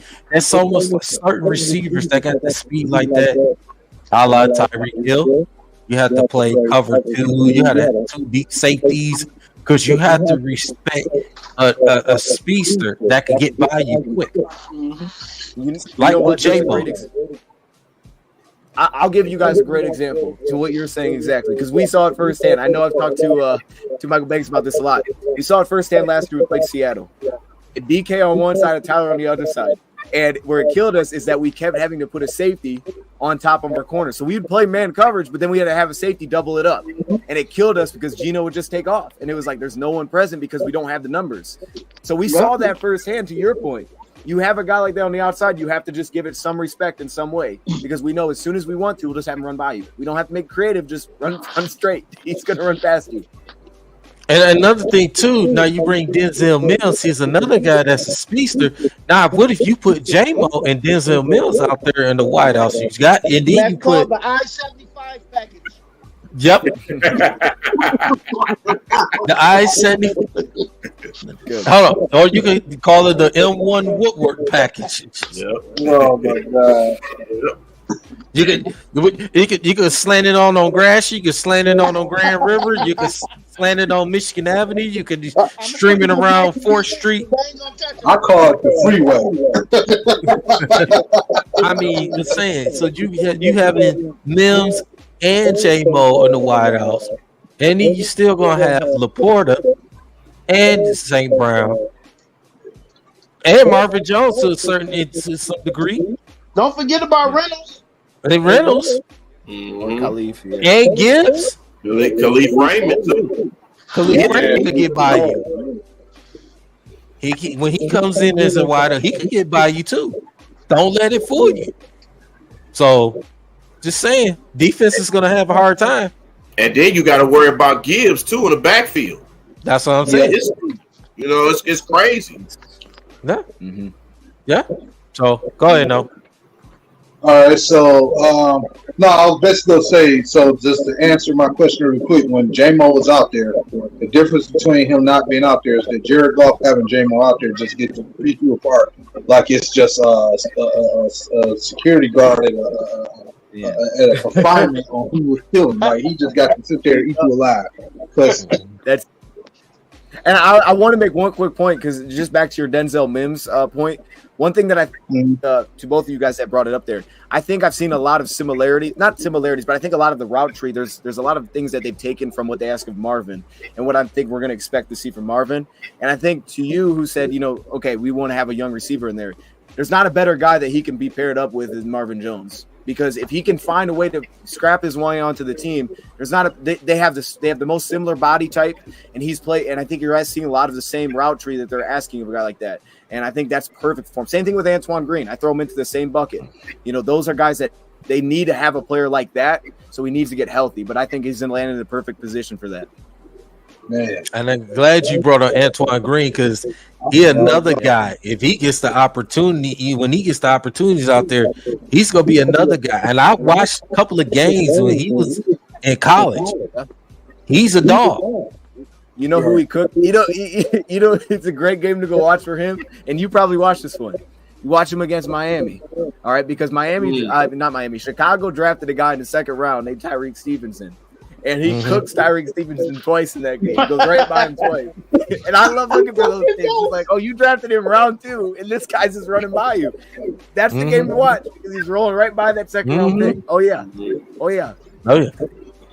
Definitely. I got a statement I want to make that I would like for y'all to think about. Oh, you was next anyway. Go ahead. Which those already know. We come out with a formation, and we got, let's say, Mims. No. I'm sorry, as you were. St. Brown is the only wide receiver out there. Then we got our 3 tight ends on the other side with Gibbs in the back. Then Jared Goff is up under center. He back out and go to the shotgun and spread all them tight ends out. Who's gonna cover him? Who can cover Laporta? Who can cover doggone what's my man? Mitchell. Brock Wright. Who can cover Gibbs? Who's gonna cover St. Brown? You got all them linebackers and safety up in there that's slow. How they gonna cover him? That's a good point. Yeah. That's true. Yeah. And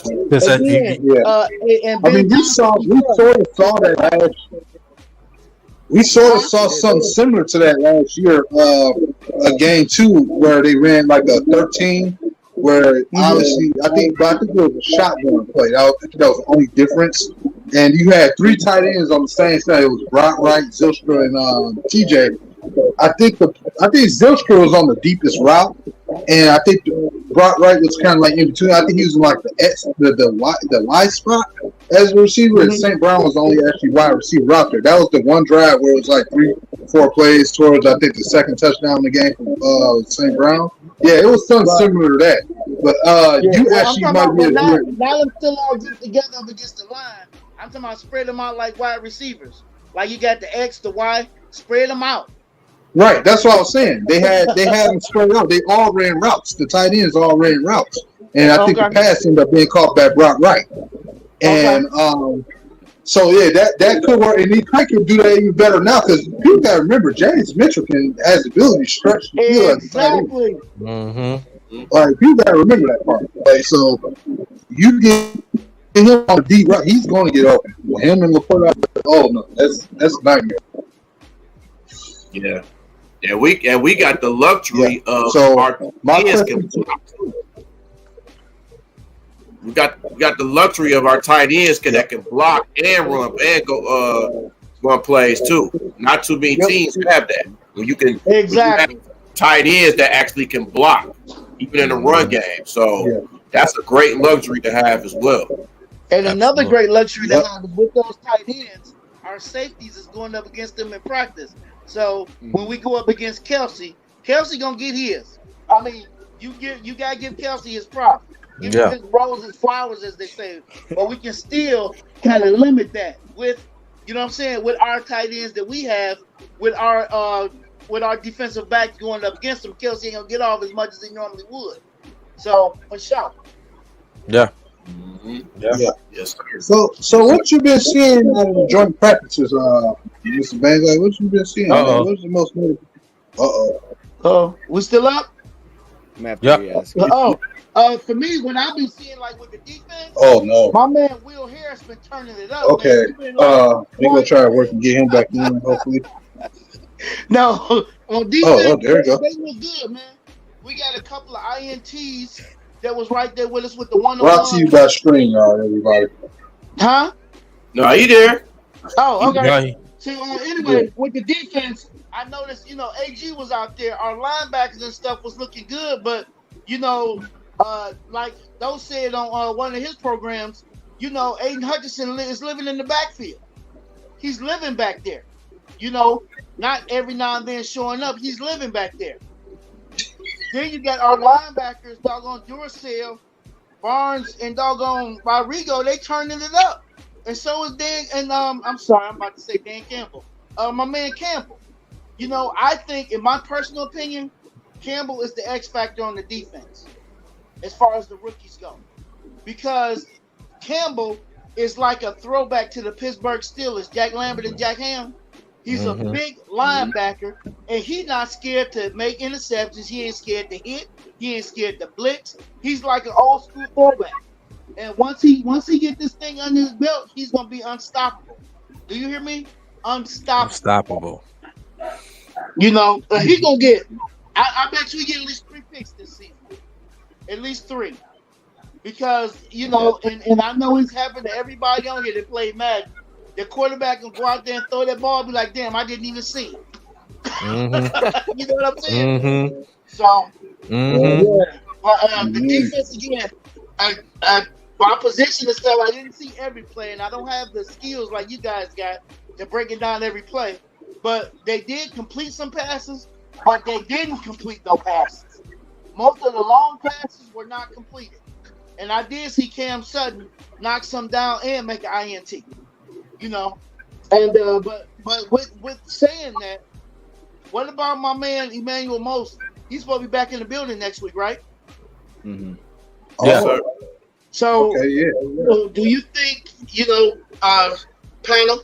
Do you think he'll be ready to go for the season or later on in the season? What do you guys think? I'm gonna say later on in the season, because I think the reason why they want to make sure you take his time to get healthy. That's the biggest thing. Getting healthy, not rushing them back in there. We got enough depth in the secondary. So most our guys stay healthy. So you're saying November and December is just gonna be hard on teams, huh?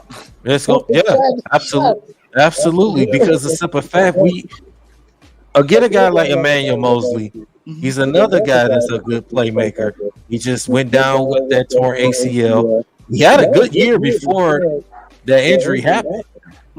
Getting him over here that can help this secondary with CJ and Cam Sutton and Kirby and all those guys.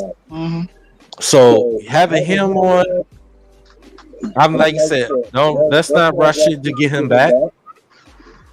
Because the simple fact, we want him to be fully 100%. I'd rather him be fully 100% going into later in the season, especially to the point we get to the playoffs. Because damn sure we're gonna get a home playoff game this year. Oh yeah, we are. We're gonna get a home playoff. I'd rather him be healthy going into the playoffs than rushing them in and they're gonna have he to get adjust hurt. to our defense. Yep. Exactly. I hear you.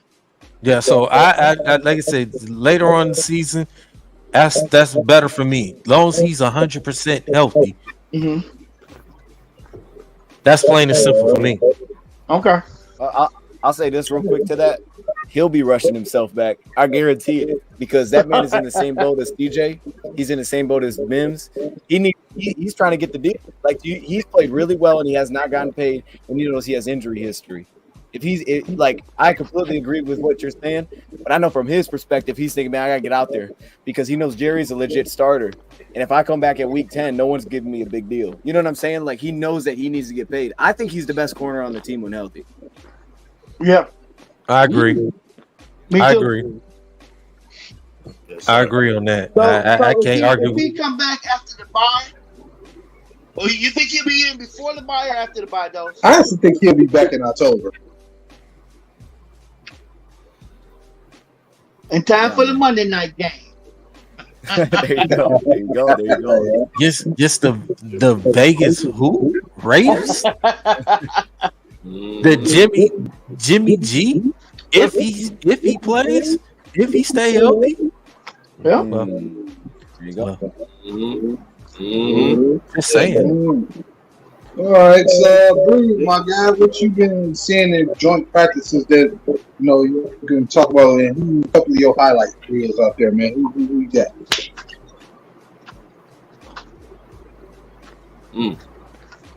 Oh, who's that? Huh? I think he's asking. Oh, No, he I was saying- out joint practice. Oh, joint practice is amazing. That's what he's asking. Who stood out during practice? That's what he's asking. Oh, who I know this. He still shot that he was next to Aiden Hutchinson's sister. My boy JG, man, everybody was booting up at doggone practice. The fans, doggone fans, they killing it. Was out there. They was like, "What's up?" I'm like, "Boot up." They like, "What's up?" I'm like, "Boot up." And you know my man Seamus. Yes, sir. I'm like, "What's up, Seamus?" He tried to take my chain. I was like, "Man, don't do that, please." He tried to give a throat kick and he missed. Exactly. I ain't trying to get Seamus to hit me with the Stone Cold Stunner. Right. But dude, and this is my thing to y'all. This is the closest we get to the players all year. When we get to see everything, meet everybody. Y'all gotta start coming to training camp every year. Contact me, contact those. We gonna make it happen. For real. Because again, we depend on y'all. We depend on y'all. Absolutely. Period. Hands down. Yeah. And, full stop. and we just 5 guys who are just passionate about our teams. That's right. And we don't have a problem expressing it. Absolutely. That's right. Absolutely. Mm-hmm. There you go. Yes, absolutely. Cause shoot, I'm gonna express about my team. Cause guess what? I know y'all experience this. You guys that go to work. When the Lions win, you can't find nobody. But when they lose, they be waiting for you at the door. What's up with your team? How your team doing? What they do this weekend? How you doing? Yep. Like, oh, same old Lions. Same old Lions. Get tired of hearing that. Yep. So that's what I do. Everybody know me at work. They're like, yep, that's that Lions fan. Yep. Because I'm going to talk to you about everything. You know, that's my team. Like I say, win, lose, or tie. I'm a Lions fan until I die. And I'm going to always represent my team in a positive manner. Ain't nobody going to have me say nothing negative out in public about my team. Period. Many have tried and many have failed. From Fox, on Fox to all of them. I will not do it. And number 2, I will never embarrass or disrespect my franchise. Okay, they lost the game. Okay, it's a loss. And move on. Well, how does that make you feel? I'm a little upset, but guess what? They steal my Lions. I'll be rooting for them next week. They try all them kind of tactics. You know, hey. And guess what? If we lose, like we went 0-16, and I was still smashing people and mad with the Lions. So don't mean nothing to me. This is my team because guess what? Yes. I was down in Maryland when the Saints won. This guy was a Saints fan all his life. He was 70 years old, calling his friends, talking mad trash. You know what I'm saying? And he was just so happy and elated his team won. And I said, I prayed and I talked to God. I want that feeling. I want to feel that right there from the weight and from all the years and all of that. And guess what? This is our turn. This is our year. Lions Nation, listen. We got to get out there, support our team. Boot up, shut it down, Ford Field. Shut it down. Don't nobody want to come there and play us. They don't want it. They can't hear. They can't hear. Every time they get the ball, we taking it. We taking it from them. What we doing the end down is because it's a touchback, son. And you kicked it to us and you ran all the way down. Come on, man. Let's go. Let's go. Yes, sir. As Dan Miller would call it, touchdown Detroit Lions. Right. I want to have a Super Bowl atmosphere every freaking game we play this year. Absolutely. Absolutely. Fans in the sand. Shut them down when you can't hear them. Shut them down. Yes, sir. Yes, sir. Absolutely. Speaking of the game, tomorrow is a preseason game. We got a preseason game tomorrow. Yes, sir. It's the Giants. I know, Banksy. I know you're quite sure you'll be down there. No, I'm not. I have to work. My grandson is going. My grandkids are going to the Cubs club. Oh, okay. Let's respect that. Let's respect. It's easier to watch on TV, and I can see who's in there, and I can keep up with the rookies and what they're doing. It's hard when I'm in the game. I focus on the game. Yeah, absolutely. Dose of Dion, you gonna be down there tomorrow? Man, I won't either, man. I got a post game show with on Bleacher Report tomorrow, so I won't be able to go up there. Oh, okay. Shout out to the So guess what? We're gonna be depending on y'all to come back and give us the scoop. Yeah, man. Absolutely. I won't be able to go either, man. By the time I get off work and by the time when the game starts, so good. So we all can watch it on TV and break it down. Yeah, I'll be still at work when the game on. So. Well, I'll be there, so I'm gonna be at there. So I'm gonna be there to represent. There you go. Yeah. There you go. The Bree kind of carries our spirit along with him, so it's like we all there. You know, There you go. So that's another reason why he's here, man. Because like we all the three of us up here, man, we got something that we all bring to the table, and I feel like when I was bringing this group together, it was just a matching piece set. Like we don't operate well without the other one. We do a good job, but I don't like when these two guys not up here with me. So I feel you. Absolutely, man. We try to do everything the best of our ability to keep this thing going, man. We keep this thing going. Absolutely. So what do, while we on the subject though, Daryl, what do starting with Dion, man, what do you specifically want to see out this first preseason game, man, tomorrow? Like, what's the one thing you want to see? Yeah, I would say the main thing that I want to see is just really what I haven't been able to see. So it's specifically two things. It's linebacker position, because I think Derek Barnes has done really well. So I want to see what that looks like. Of course, the defensive line, offensive line, because they've just been so difficult. But it'd be linebacker position. I want to see Campbell and I want to see Barnes. I want to see what that, how that kind of plays itself out. I feel like I have a good sense of Jalen and Malcolm. And then it's cornerback. I know there's been a lot of talk about, Starling Thomas, rightfully so, Steve Gilmore. I mean, these are players that are physical. They're feisty. They play the run well. So I want to see them really stick their head in and make a tackle, because different when you're doing it at training camp versus a real game. And then at the same time, are they getting flagged? Like, I don't want to see the dudes out there getting flagged for 3 or 4 times because they're being so physical and grabby. I want to see what that looks like. I think, technically speaking, you're talking about one of the most athletic corners, like Thomas. So what is it? How fluid does he look? And then on the same time, a guy like Stephen Gilmore, is he getting flagged or is he able to play without being flagged? So it's really that. I mean, the UDFAs are what is this is their time to fight for a roster spot. And Chase Lucas, those dudes, like, can Chase Lucas play on the outside? Can he expand his game a little bit? So for me, it's all the undrafted guys. It's all the guys that really don't get the attention, but they're kind of the players that are right now. This is what it's made for, is for them to fight themselves to in a roster spot. All right. Hey, I felt that now. Before I go on to Banks, I'm going to just say one thing. I want to see the defensive line and offensive line. Because I want to see Martin, man. Martin, that's my guy. Roger Martin. Get out there and test some stuff up. Then I want to see, again, the offensive line is a concern. I just want to see how they rotate in and out. And, I just want to see how they get it done. Can you get it done? Can you open up some of them holes? And I want to see Craig Reynolds get back out there, man. I miss Craig. I hope he can recover, He's a dang on good running back. But like I say, for me, the main things, is the offensive defensive line. Because if our defensive line can do what they need to do, because the corners ain't got to cover that long. But the quarterback is going to be under duress. You feel me? So those are the two main things I really want to concentrate on.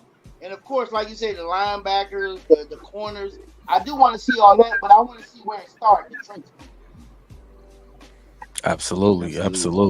All right. So Bree. Oh, and I'm going to in the first coaching thing in the NFL. Yeah, I want to see that.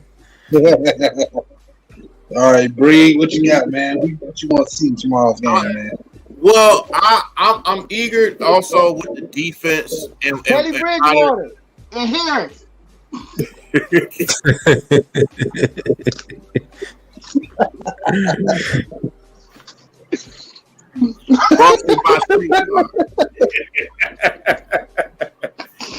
Oh man. Yeah, I'm interested to see the defense for sure. On how they play against Danny Dimes, as people call him, Daniel Jones, Danny Dimes. And I want him to truck Kayvon Thibodeau. Man, hey, just because he didn't want to come to Detroit, I want him to. Man, oh. No, we didn't want him in Detroit. Nah. He didn't, but he didn't want to come to Detroit. That's the thing. Okay. I like Thibodeau, don't get me wrong. I like Hutchinson better. He's cool, but yeah, I didn't want to have him there. But glad we got Hutchinson. But it's just all the rookies. I think just all the rookies and the undrafted guys. Definitely the offensive line and the young offensive lineman too. Florida. I'm eager to see how he does well. So I'm eager to just see how this team plays, the first plays, how they play with golf, and just the excitement of the crowd and stuff for this team, man. I'm looking forward to seeing that as well. So just the whole experience of how they play in the preseason, and just see how they play against other teams instead of themselves in practice. So I'm just eager to see that. No, right.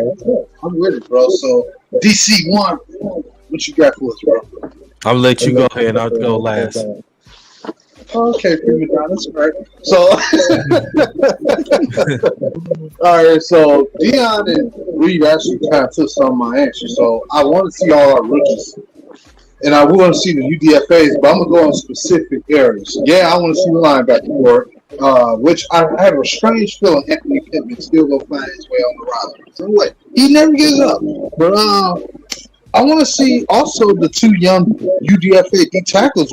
I think one name is Tillman, and I think the other one I forget what his name is. But yeah, they look like some rough customers right there, man. I want to see. I think it's Cedric Tillman or something, or in the other one I forget. Talking about defensive tackles. Yeah, That what you said. We got Chris Smith. We got Durden in there. We got some. Yeah, Durden. Yeah. Chris Smith has been popping, so that's it. No, yeah. So yeah. They made some plays. Yeah. And I want to see how they do, but I want to see the rotational O lineman as well to see who's going to step up, whether it's Kobe or whoever else that we bring in. I hope Obina can impress me, man. He has the body. It's just, where's the technique at with him, man? It's like you just don't get it. But the potential is there, but you're going to have to really dig it out of him. So, but I do want to see the O lineman so you can make their names on the depth. And I want to see how the secondary, man, the young corners, man, I want to see them fight because, speaking of fight, we know Gilmore had got into it with J-Mo a lot in camp. So, when you get to practice against a talent like that, that should give him a chance to have an edge out there to, see if he can do against some of the other receivers he'll probably play against. So, I'm kind of keeping my eye on some of those young secondary members, man, because one thing about cornerbacks, we need depth. And we remember how Jared Jenkins made this team. It was a real thin team on secondary. And he worked his way up until where he at now. He's still trying to get to the next level of his game. So, we saw how Jared started off. AJ Parker, too, was no longer with us, but I remember that. So I want to see who can be the Jerry Jacobs of the cornerback of that year. So maybe we can step up, that way. Because one thing they don't tell you in the NFL is that you don't have to always draft your top two corners. I mean, we see it with the Patriots for years. They came out with UDFAs as their top guy and still went to the Super Bowl. So it can happen. It's just about how you bring them up. If they got in them. Are they fitting in the playbook? Are they fitting, showing that they can understand on the field? So that's what I'm looking for, man. I want to see a lot of the young players. The veterans, we'll see that in the regular season. Young players is what I want to see right now, all young guys. So, Daryl, up to you. Man, I'm definitely going to see the offensive line and the defensive line. I definitely want to see those two. Those are my biggest takes on that. I definitely would see the second unit and the third unit. And also want to see the rookies. I definitely want to see the rookies out there. Gibbs. I want to see, like you said, Broderick Martin. I want to see Antoine Green. Yeah. Yep, and shout out to them as well. So I'm definitely excited. Definitely want to see them guys out there, man, and see the work ethics they put out there and stuff. So that's, I mean, y'all basically everybody just took, say the things that I wanted to say as well. So I want to see the kickers too. Yes, and the punters. I want to see the punters too. I want to see the punters. Definitely want to see the punters, man. So definitely excited to see this preseason game tomorrow. It's going to be exciting. It's going to be fun. I know all of us are going to be excited. I know, Bree, you're the only one on this panel going to be down at the game. I know all of the rest of us are going to be watching. It's going to be exciting. Lions football, NFL football is back, baby. It's back. Happy to have some football back, man. Definitely, man. So that's my take. I'm just excited to see some football, man. Have to see some football going for Sundays and Mondays and Thursdays. You can count Saturdays, because they got some games on the Saturday. So even with college football, so definitely excited, man. So, but yeah, it's been a great show, fellas. Yes, hey, did anybody get a chance to see that show Quarterbacks on Netflix? No, I didn't get a chance to see it. Y'all need to watch that. That is an amazing program. Amazing. They're talking about they're going to put golf on there this year. It's an incredible show. Trust me. Just check it out. I love that. I like that, man. In golf, we trust. Yes. JG. Yes.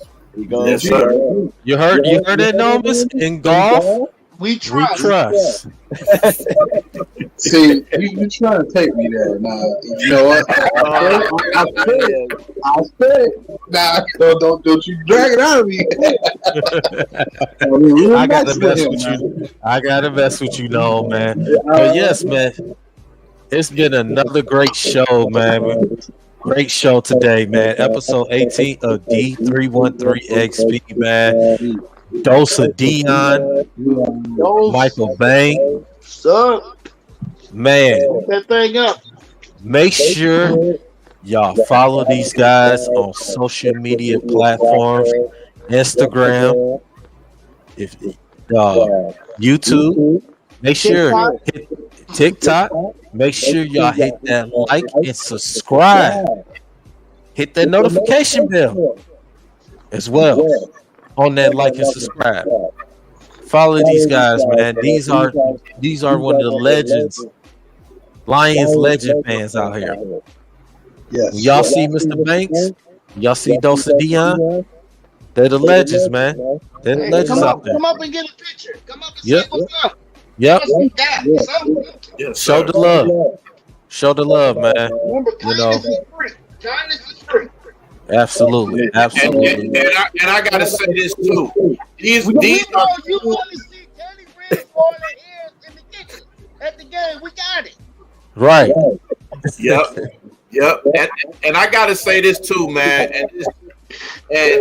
And these are two guys that are just two of the nicest guys you can meet. Dose and Michael Banks. They like two of the nicest guys you could come up to, man. So I give shout outs to both of them, man. Yes. Just absolutely. I can't say enough. Thank you. Yes. Absolutely. Yeah. I was gonna say, man, this has been great. We need to get you guys on my channels. I'd love to do. I feel like we're getting a lot of different people on this year. We're kind of starting some new trends over there. We had King on for the first time in like years, so yeah, we could definitely keep it over there if you guys are open to. Absolutely. Okay, cool. Absolutely. Hey, Dose, whenever you want a song, we good. Absolutely. I'll let you know then. I'll message you. But that'd be awesome. If you ever want to do anything with me, man, just reach out. We'll work it out, man. Yeah, and then that way all the followers trust each other, and then y'all get bigger and bigger. Absolutely. You know what I'm saying? Absolutely. Hey man, I'm hoping this week I can be at the joint practice Wednesday. I'm hoping I can be there. I was trying to get there this Wednesday because like I didn't get enough from the one I went to as far as the training camp day because it was just a drill day. This Wednesday will be season ticket one, so if you can get to that one, that'll be great. But Thursday is the last one for the open public, and it's the last training camp practice period. Yeah. Okay. Yeah. I tried to get one for Wednesday. They sold out. So Right. what you can do is get the open practice if they left. Yep. Well, they sold out too. Y'all don't know anybody? Yeah. Are you free Thursday? You just don't have tickets? Is that I don't have tickets. I'm free next Thursday. Yeah, I'm free next Thursday. Okay, well let me tell you who I've been going with and see if we can get you in with us. That All would right. If you're down. Yeah. For sure. Hey, I'm with it, man. that would be awesome. You need Those some got the connections, boy. Yeah. I appreciate that, man. I really do. Y'all just don't know. Like this year has been, if I can just say this for a few minutes, like I said, it all started with Daryl, man. Like he took me. I got to witness my first live Piston game, man. The Tigers game as a fan. We still got to go to another one of that because we want to see Miggy one more time before he leaves. So, and then now being my first training camp, this has just been a heck of a year for us. Me just being on content again. So this year has really rejuvenated me a lot, and it's been to the producers of the people, man. So I can't thank y'all enough for that. I can't thank y'all enough for that. Absolutely, man. Yes, Absolutely. Yes, That's what's up. Absolutely. Yes, absolutely, man. Yes, indeed. You got your back, no. Thank you. So, as much as I hate to get to this part of it, man, do y'all want to get some final thoughts for the show? Man, like I said, I'm gonna reach out, see if I can get some extra tickets. So if anybody needs some for Thursday, I'll see if I can make that happen. That'd be cool, especially to wrap it up. That'd be cool to do that. But no, I mean, I appreciate you guys having me on. I specifically first off with Nomis, like I said, I've known him for a long time, so it's cool to get on the same show with him. I don't think we've ever been there. And then really to meet you guys. I mean, first off in the line, it was so like random there. Like I said, man, I've appreciated just seeing that consistency and the work that you guys put in. It takes time, man, but it's to what Michael Banks said at the beginning. Actually, I had it wrote down, but it's the journey, man. That's what it is. Because I always look back at the end of the season and say, "Dang, that went too fast." But at the same time, you can enjoy. Now, Michael Banks don't do it. He deletes all the passes. He does it. He deletes them all. And I know it's a struggle to rewatch them, but there is some joy in it, like knowing you lost the Panthers game the way you did, but what that meant to bounce back. And still going through that and enjoying and looking back like, dang, that was fun though. Because without the lows, the highs aren't the highs. You know what I mean? You have to enjoy like the L's that you take, and that way you can bounce. Hopefully, we can do this more as a community this year. It feels like things are coming more together this season, and I'm looking forward to it. So I appreciate you guys having me on. Absolutely, man. Appreciate you. I am honored and humbled to be on, and thank you guys so very much. I greatly appreciate it. And, to Lions Nation out there, what's up? Let's go in. Let's get this thing going this year. Like I said, it's all about the journey. We about to do the thing and boot up. Go. But also, to all of the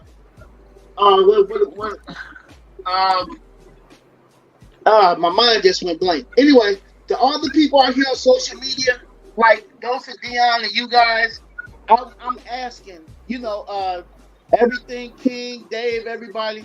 I'm asking y'all to do a show or put some content on why Herman Moore should be in the Hall of Fame. Because Herman Moore is a Hall of Famer.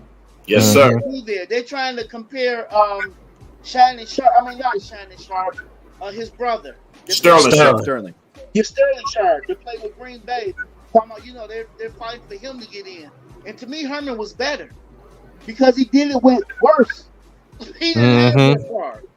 You know what I'm saying? So if y'all could put a show together or do something or just help us all just give a push.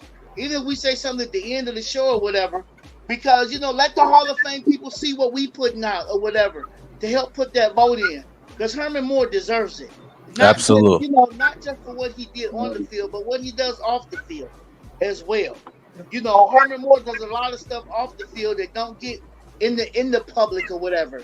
He do a lot of personal things for people that's just amazing. He's a great man, not just a great ball-pro player as well.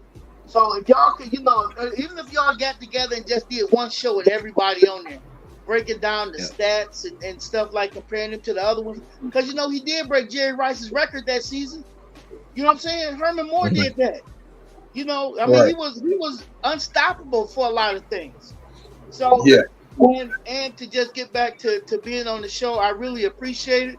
You guys are awesome and amazing. And again, keep putting out that good content because we need it. Because like you said, it's what 4 of us is gonna be at work doing other things where we have to get the content from you guys. Mm-hmm. You know what I'm saying? Yes, sir. So as a Lions fan and as a fan of all the social media people out there, let's go. Boot up. Let's get this Super Bowl, baby.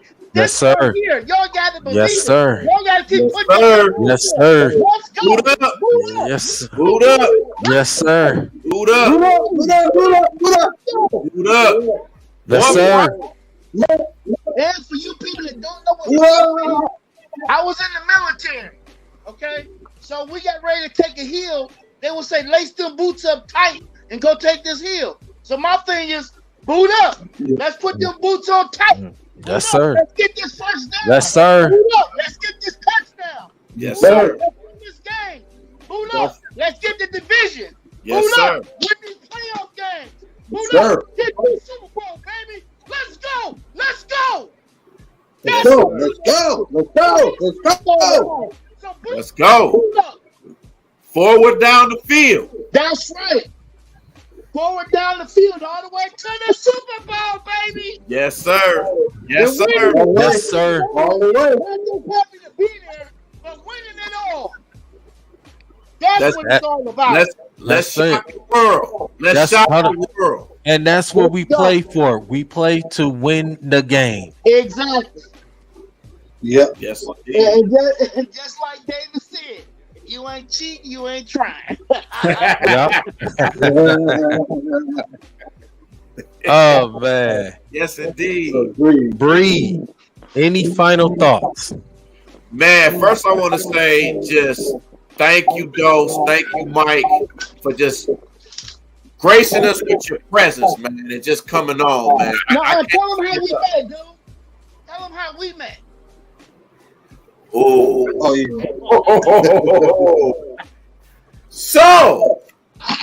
Oh yeah. So we met at the Red Wings. Yeah, the Red Wings draft party. I've been wanting to meet him for a long time, and I just got to him. I said, "Oh man, that's Michael Banks. Let me go up to him." So go up to him. Not nice guy. Man, I just like you said, come up to him, take a picture with him. I was kind of nervous to come up to him and take a picture, but I ain't gonna lie. I was the same with Dose too, because I've been with Dose for a long time. So I was like, oh man, I don't know. But got to him, we got to talking, made the promo video and everything, and it's been cool ever since, man. And I'm glad that I met Mike that way, and also Dose too, man. It's just a pleasure just meeting both of y'all, man. It's just I can't say it enough. But and also thank you, Mike, for Tuesday, man. I can't thank you enough for that. That experience right there was cool. You know? It's a lot different when you go with the season ticket holders than the general public. Met you, you ain't lying, bro. You ain't lying. But just to have, just Mike and Dose and King, man, that was just a great experience, man. I'm still thinking about that experience. It was fun. So it's crazy, but I love those type of experiences. And you cherish these type of experiences, man. You just cherish just being a Lions fan in general. So I'm not no plug on it. I don't know what you're talking about. I don't know what you're talking about. I know nothing about that. Nothing. But man, just the people that I met throughout the training camp, man. Just the players, the Hutch family, just the news people, just a lot of people, man. It's just a fun experience. And don't forget Jared's fiance. Well, yeah.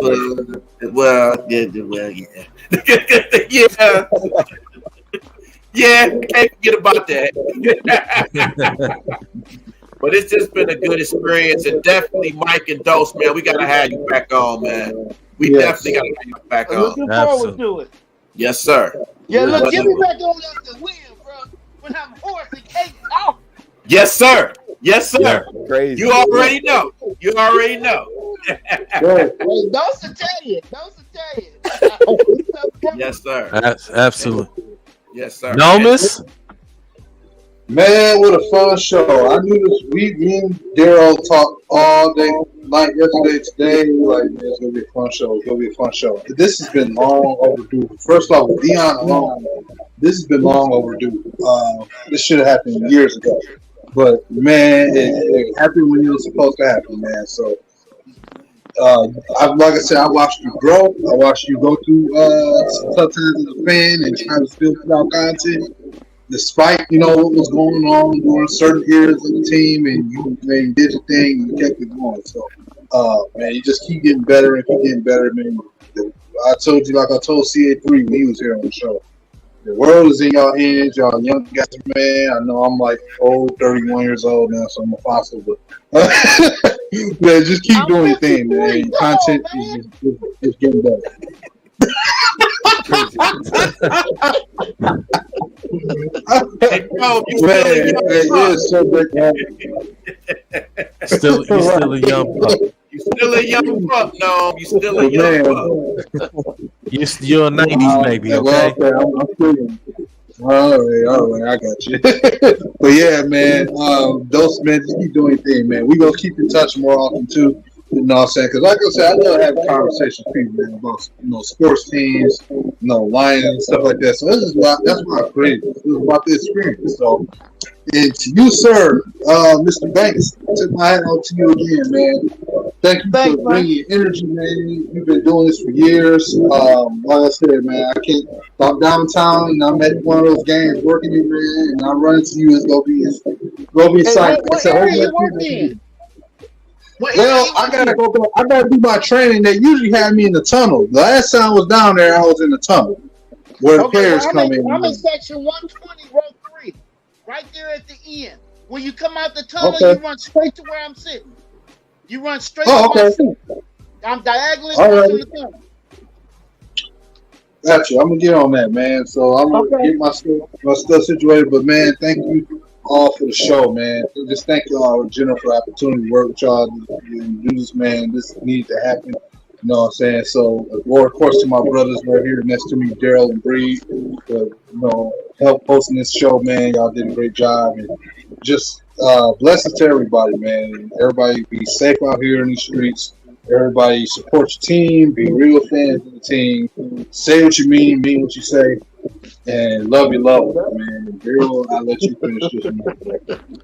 Man, like I said, facts is facts. I've been excited for the show. Like I said, I was talking to Nomus earlier, talked to Bree, and excited. You was definitely excited for the show, man. It's been a great show.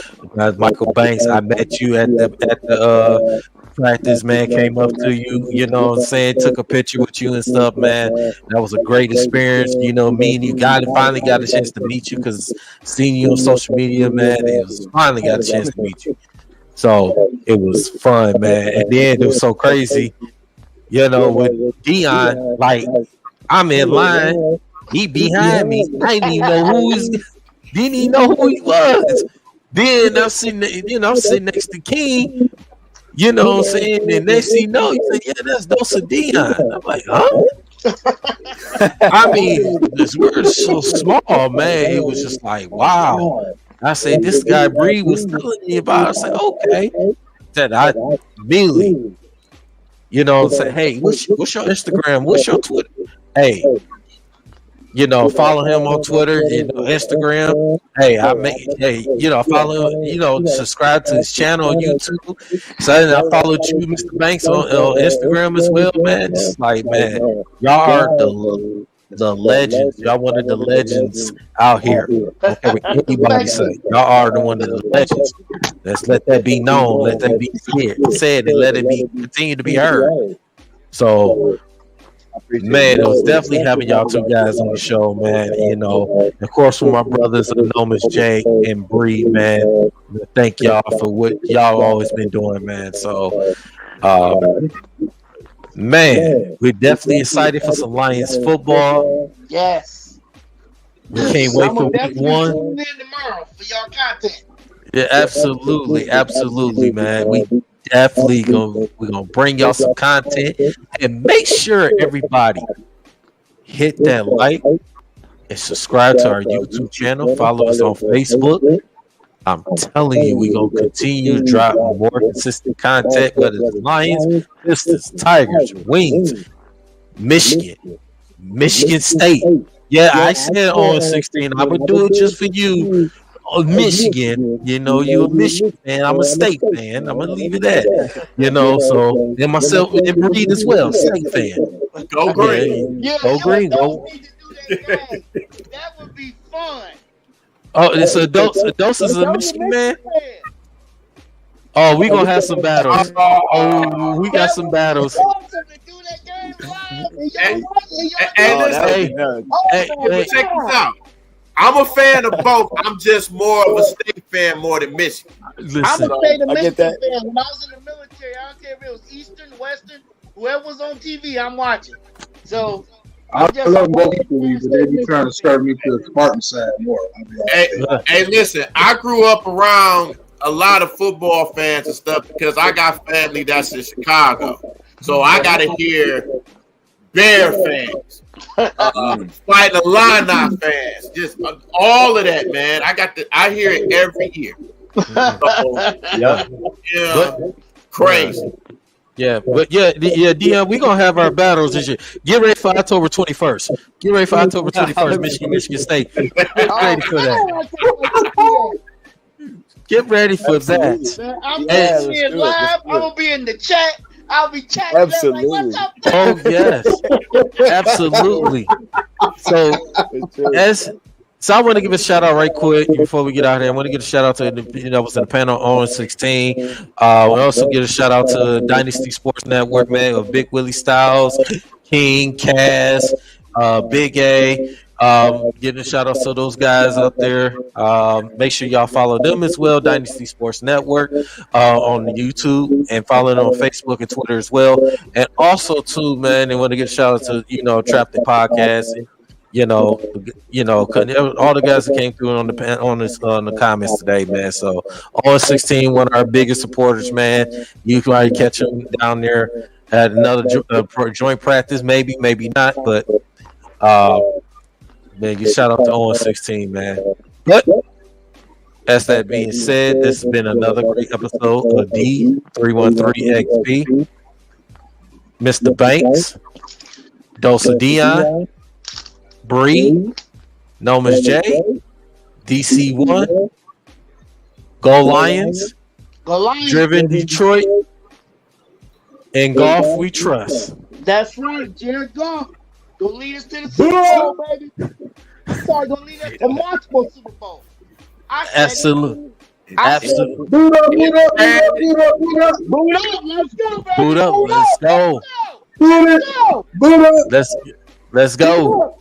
And D313XP is signing out. Good night. Boot up, baby. Let's go. Boot up.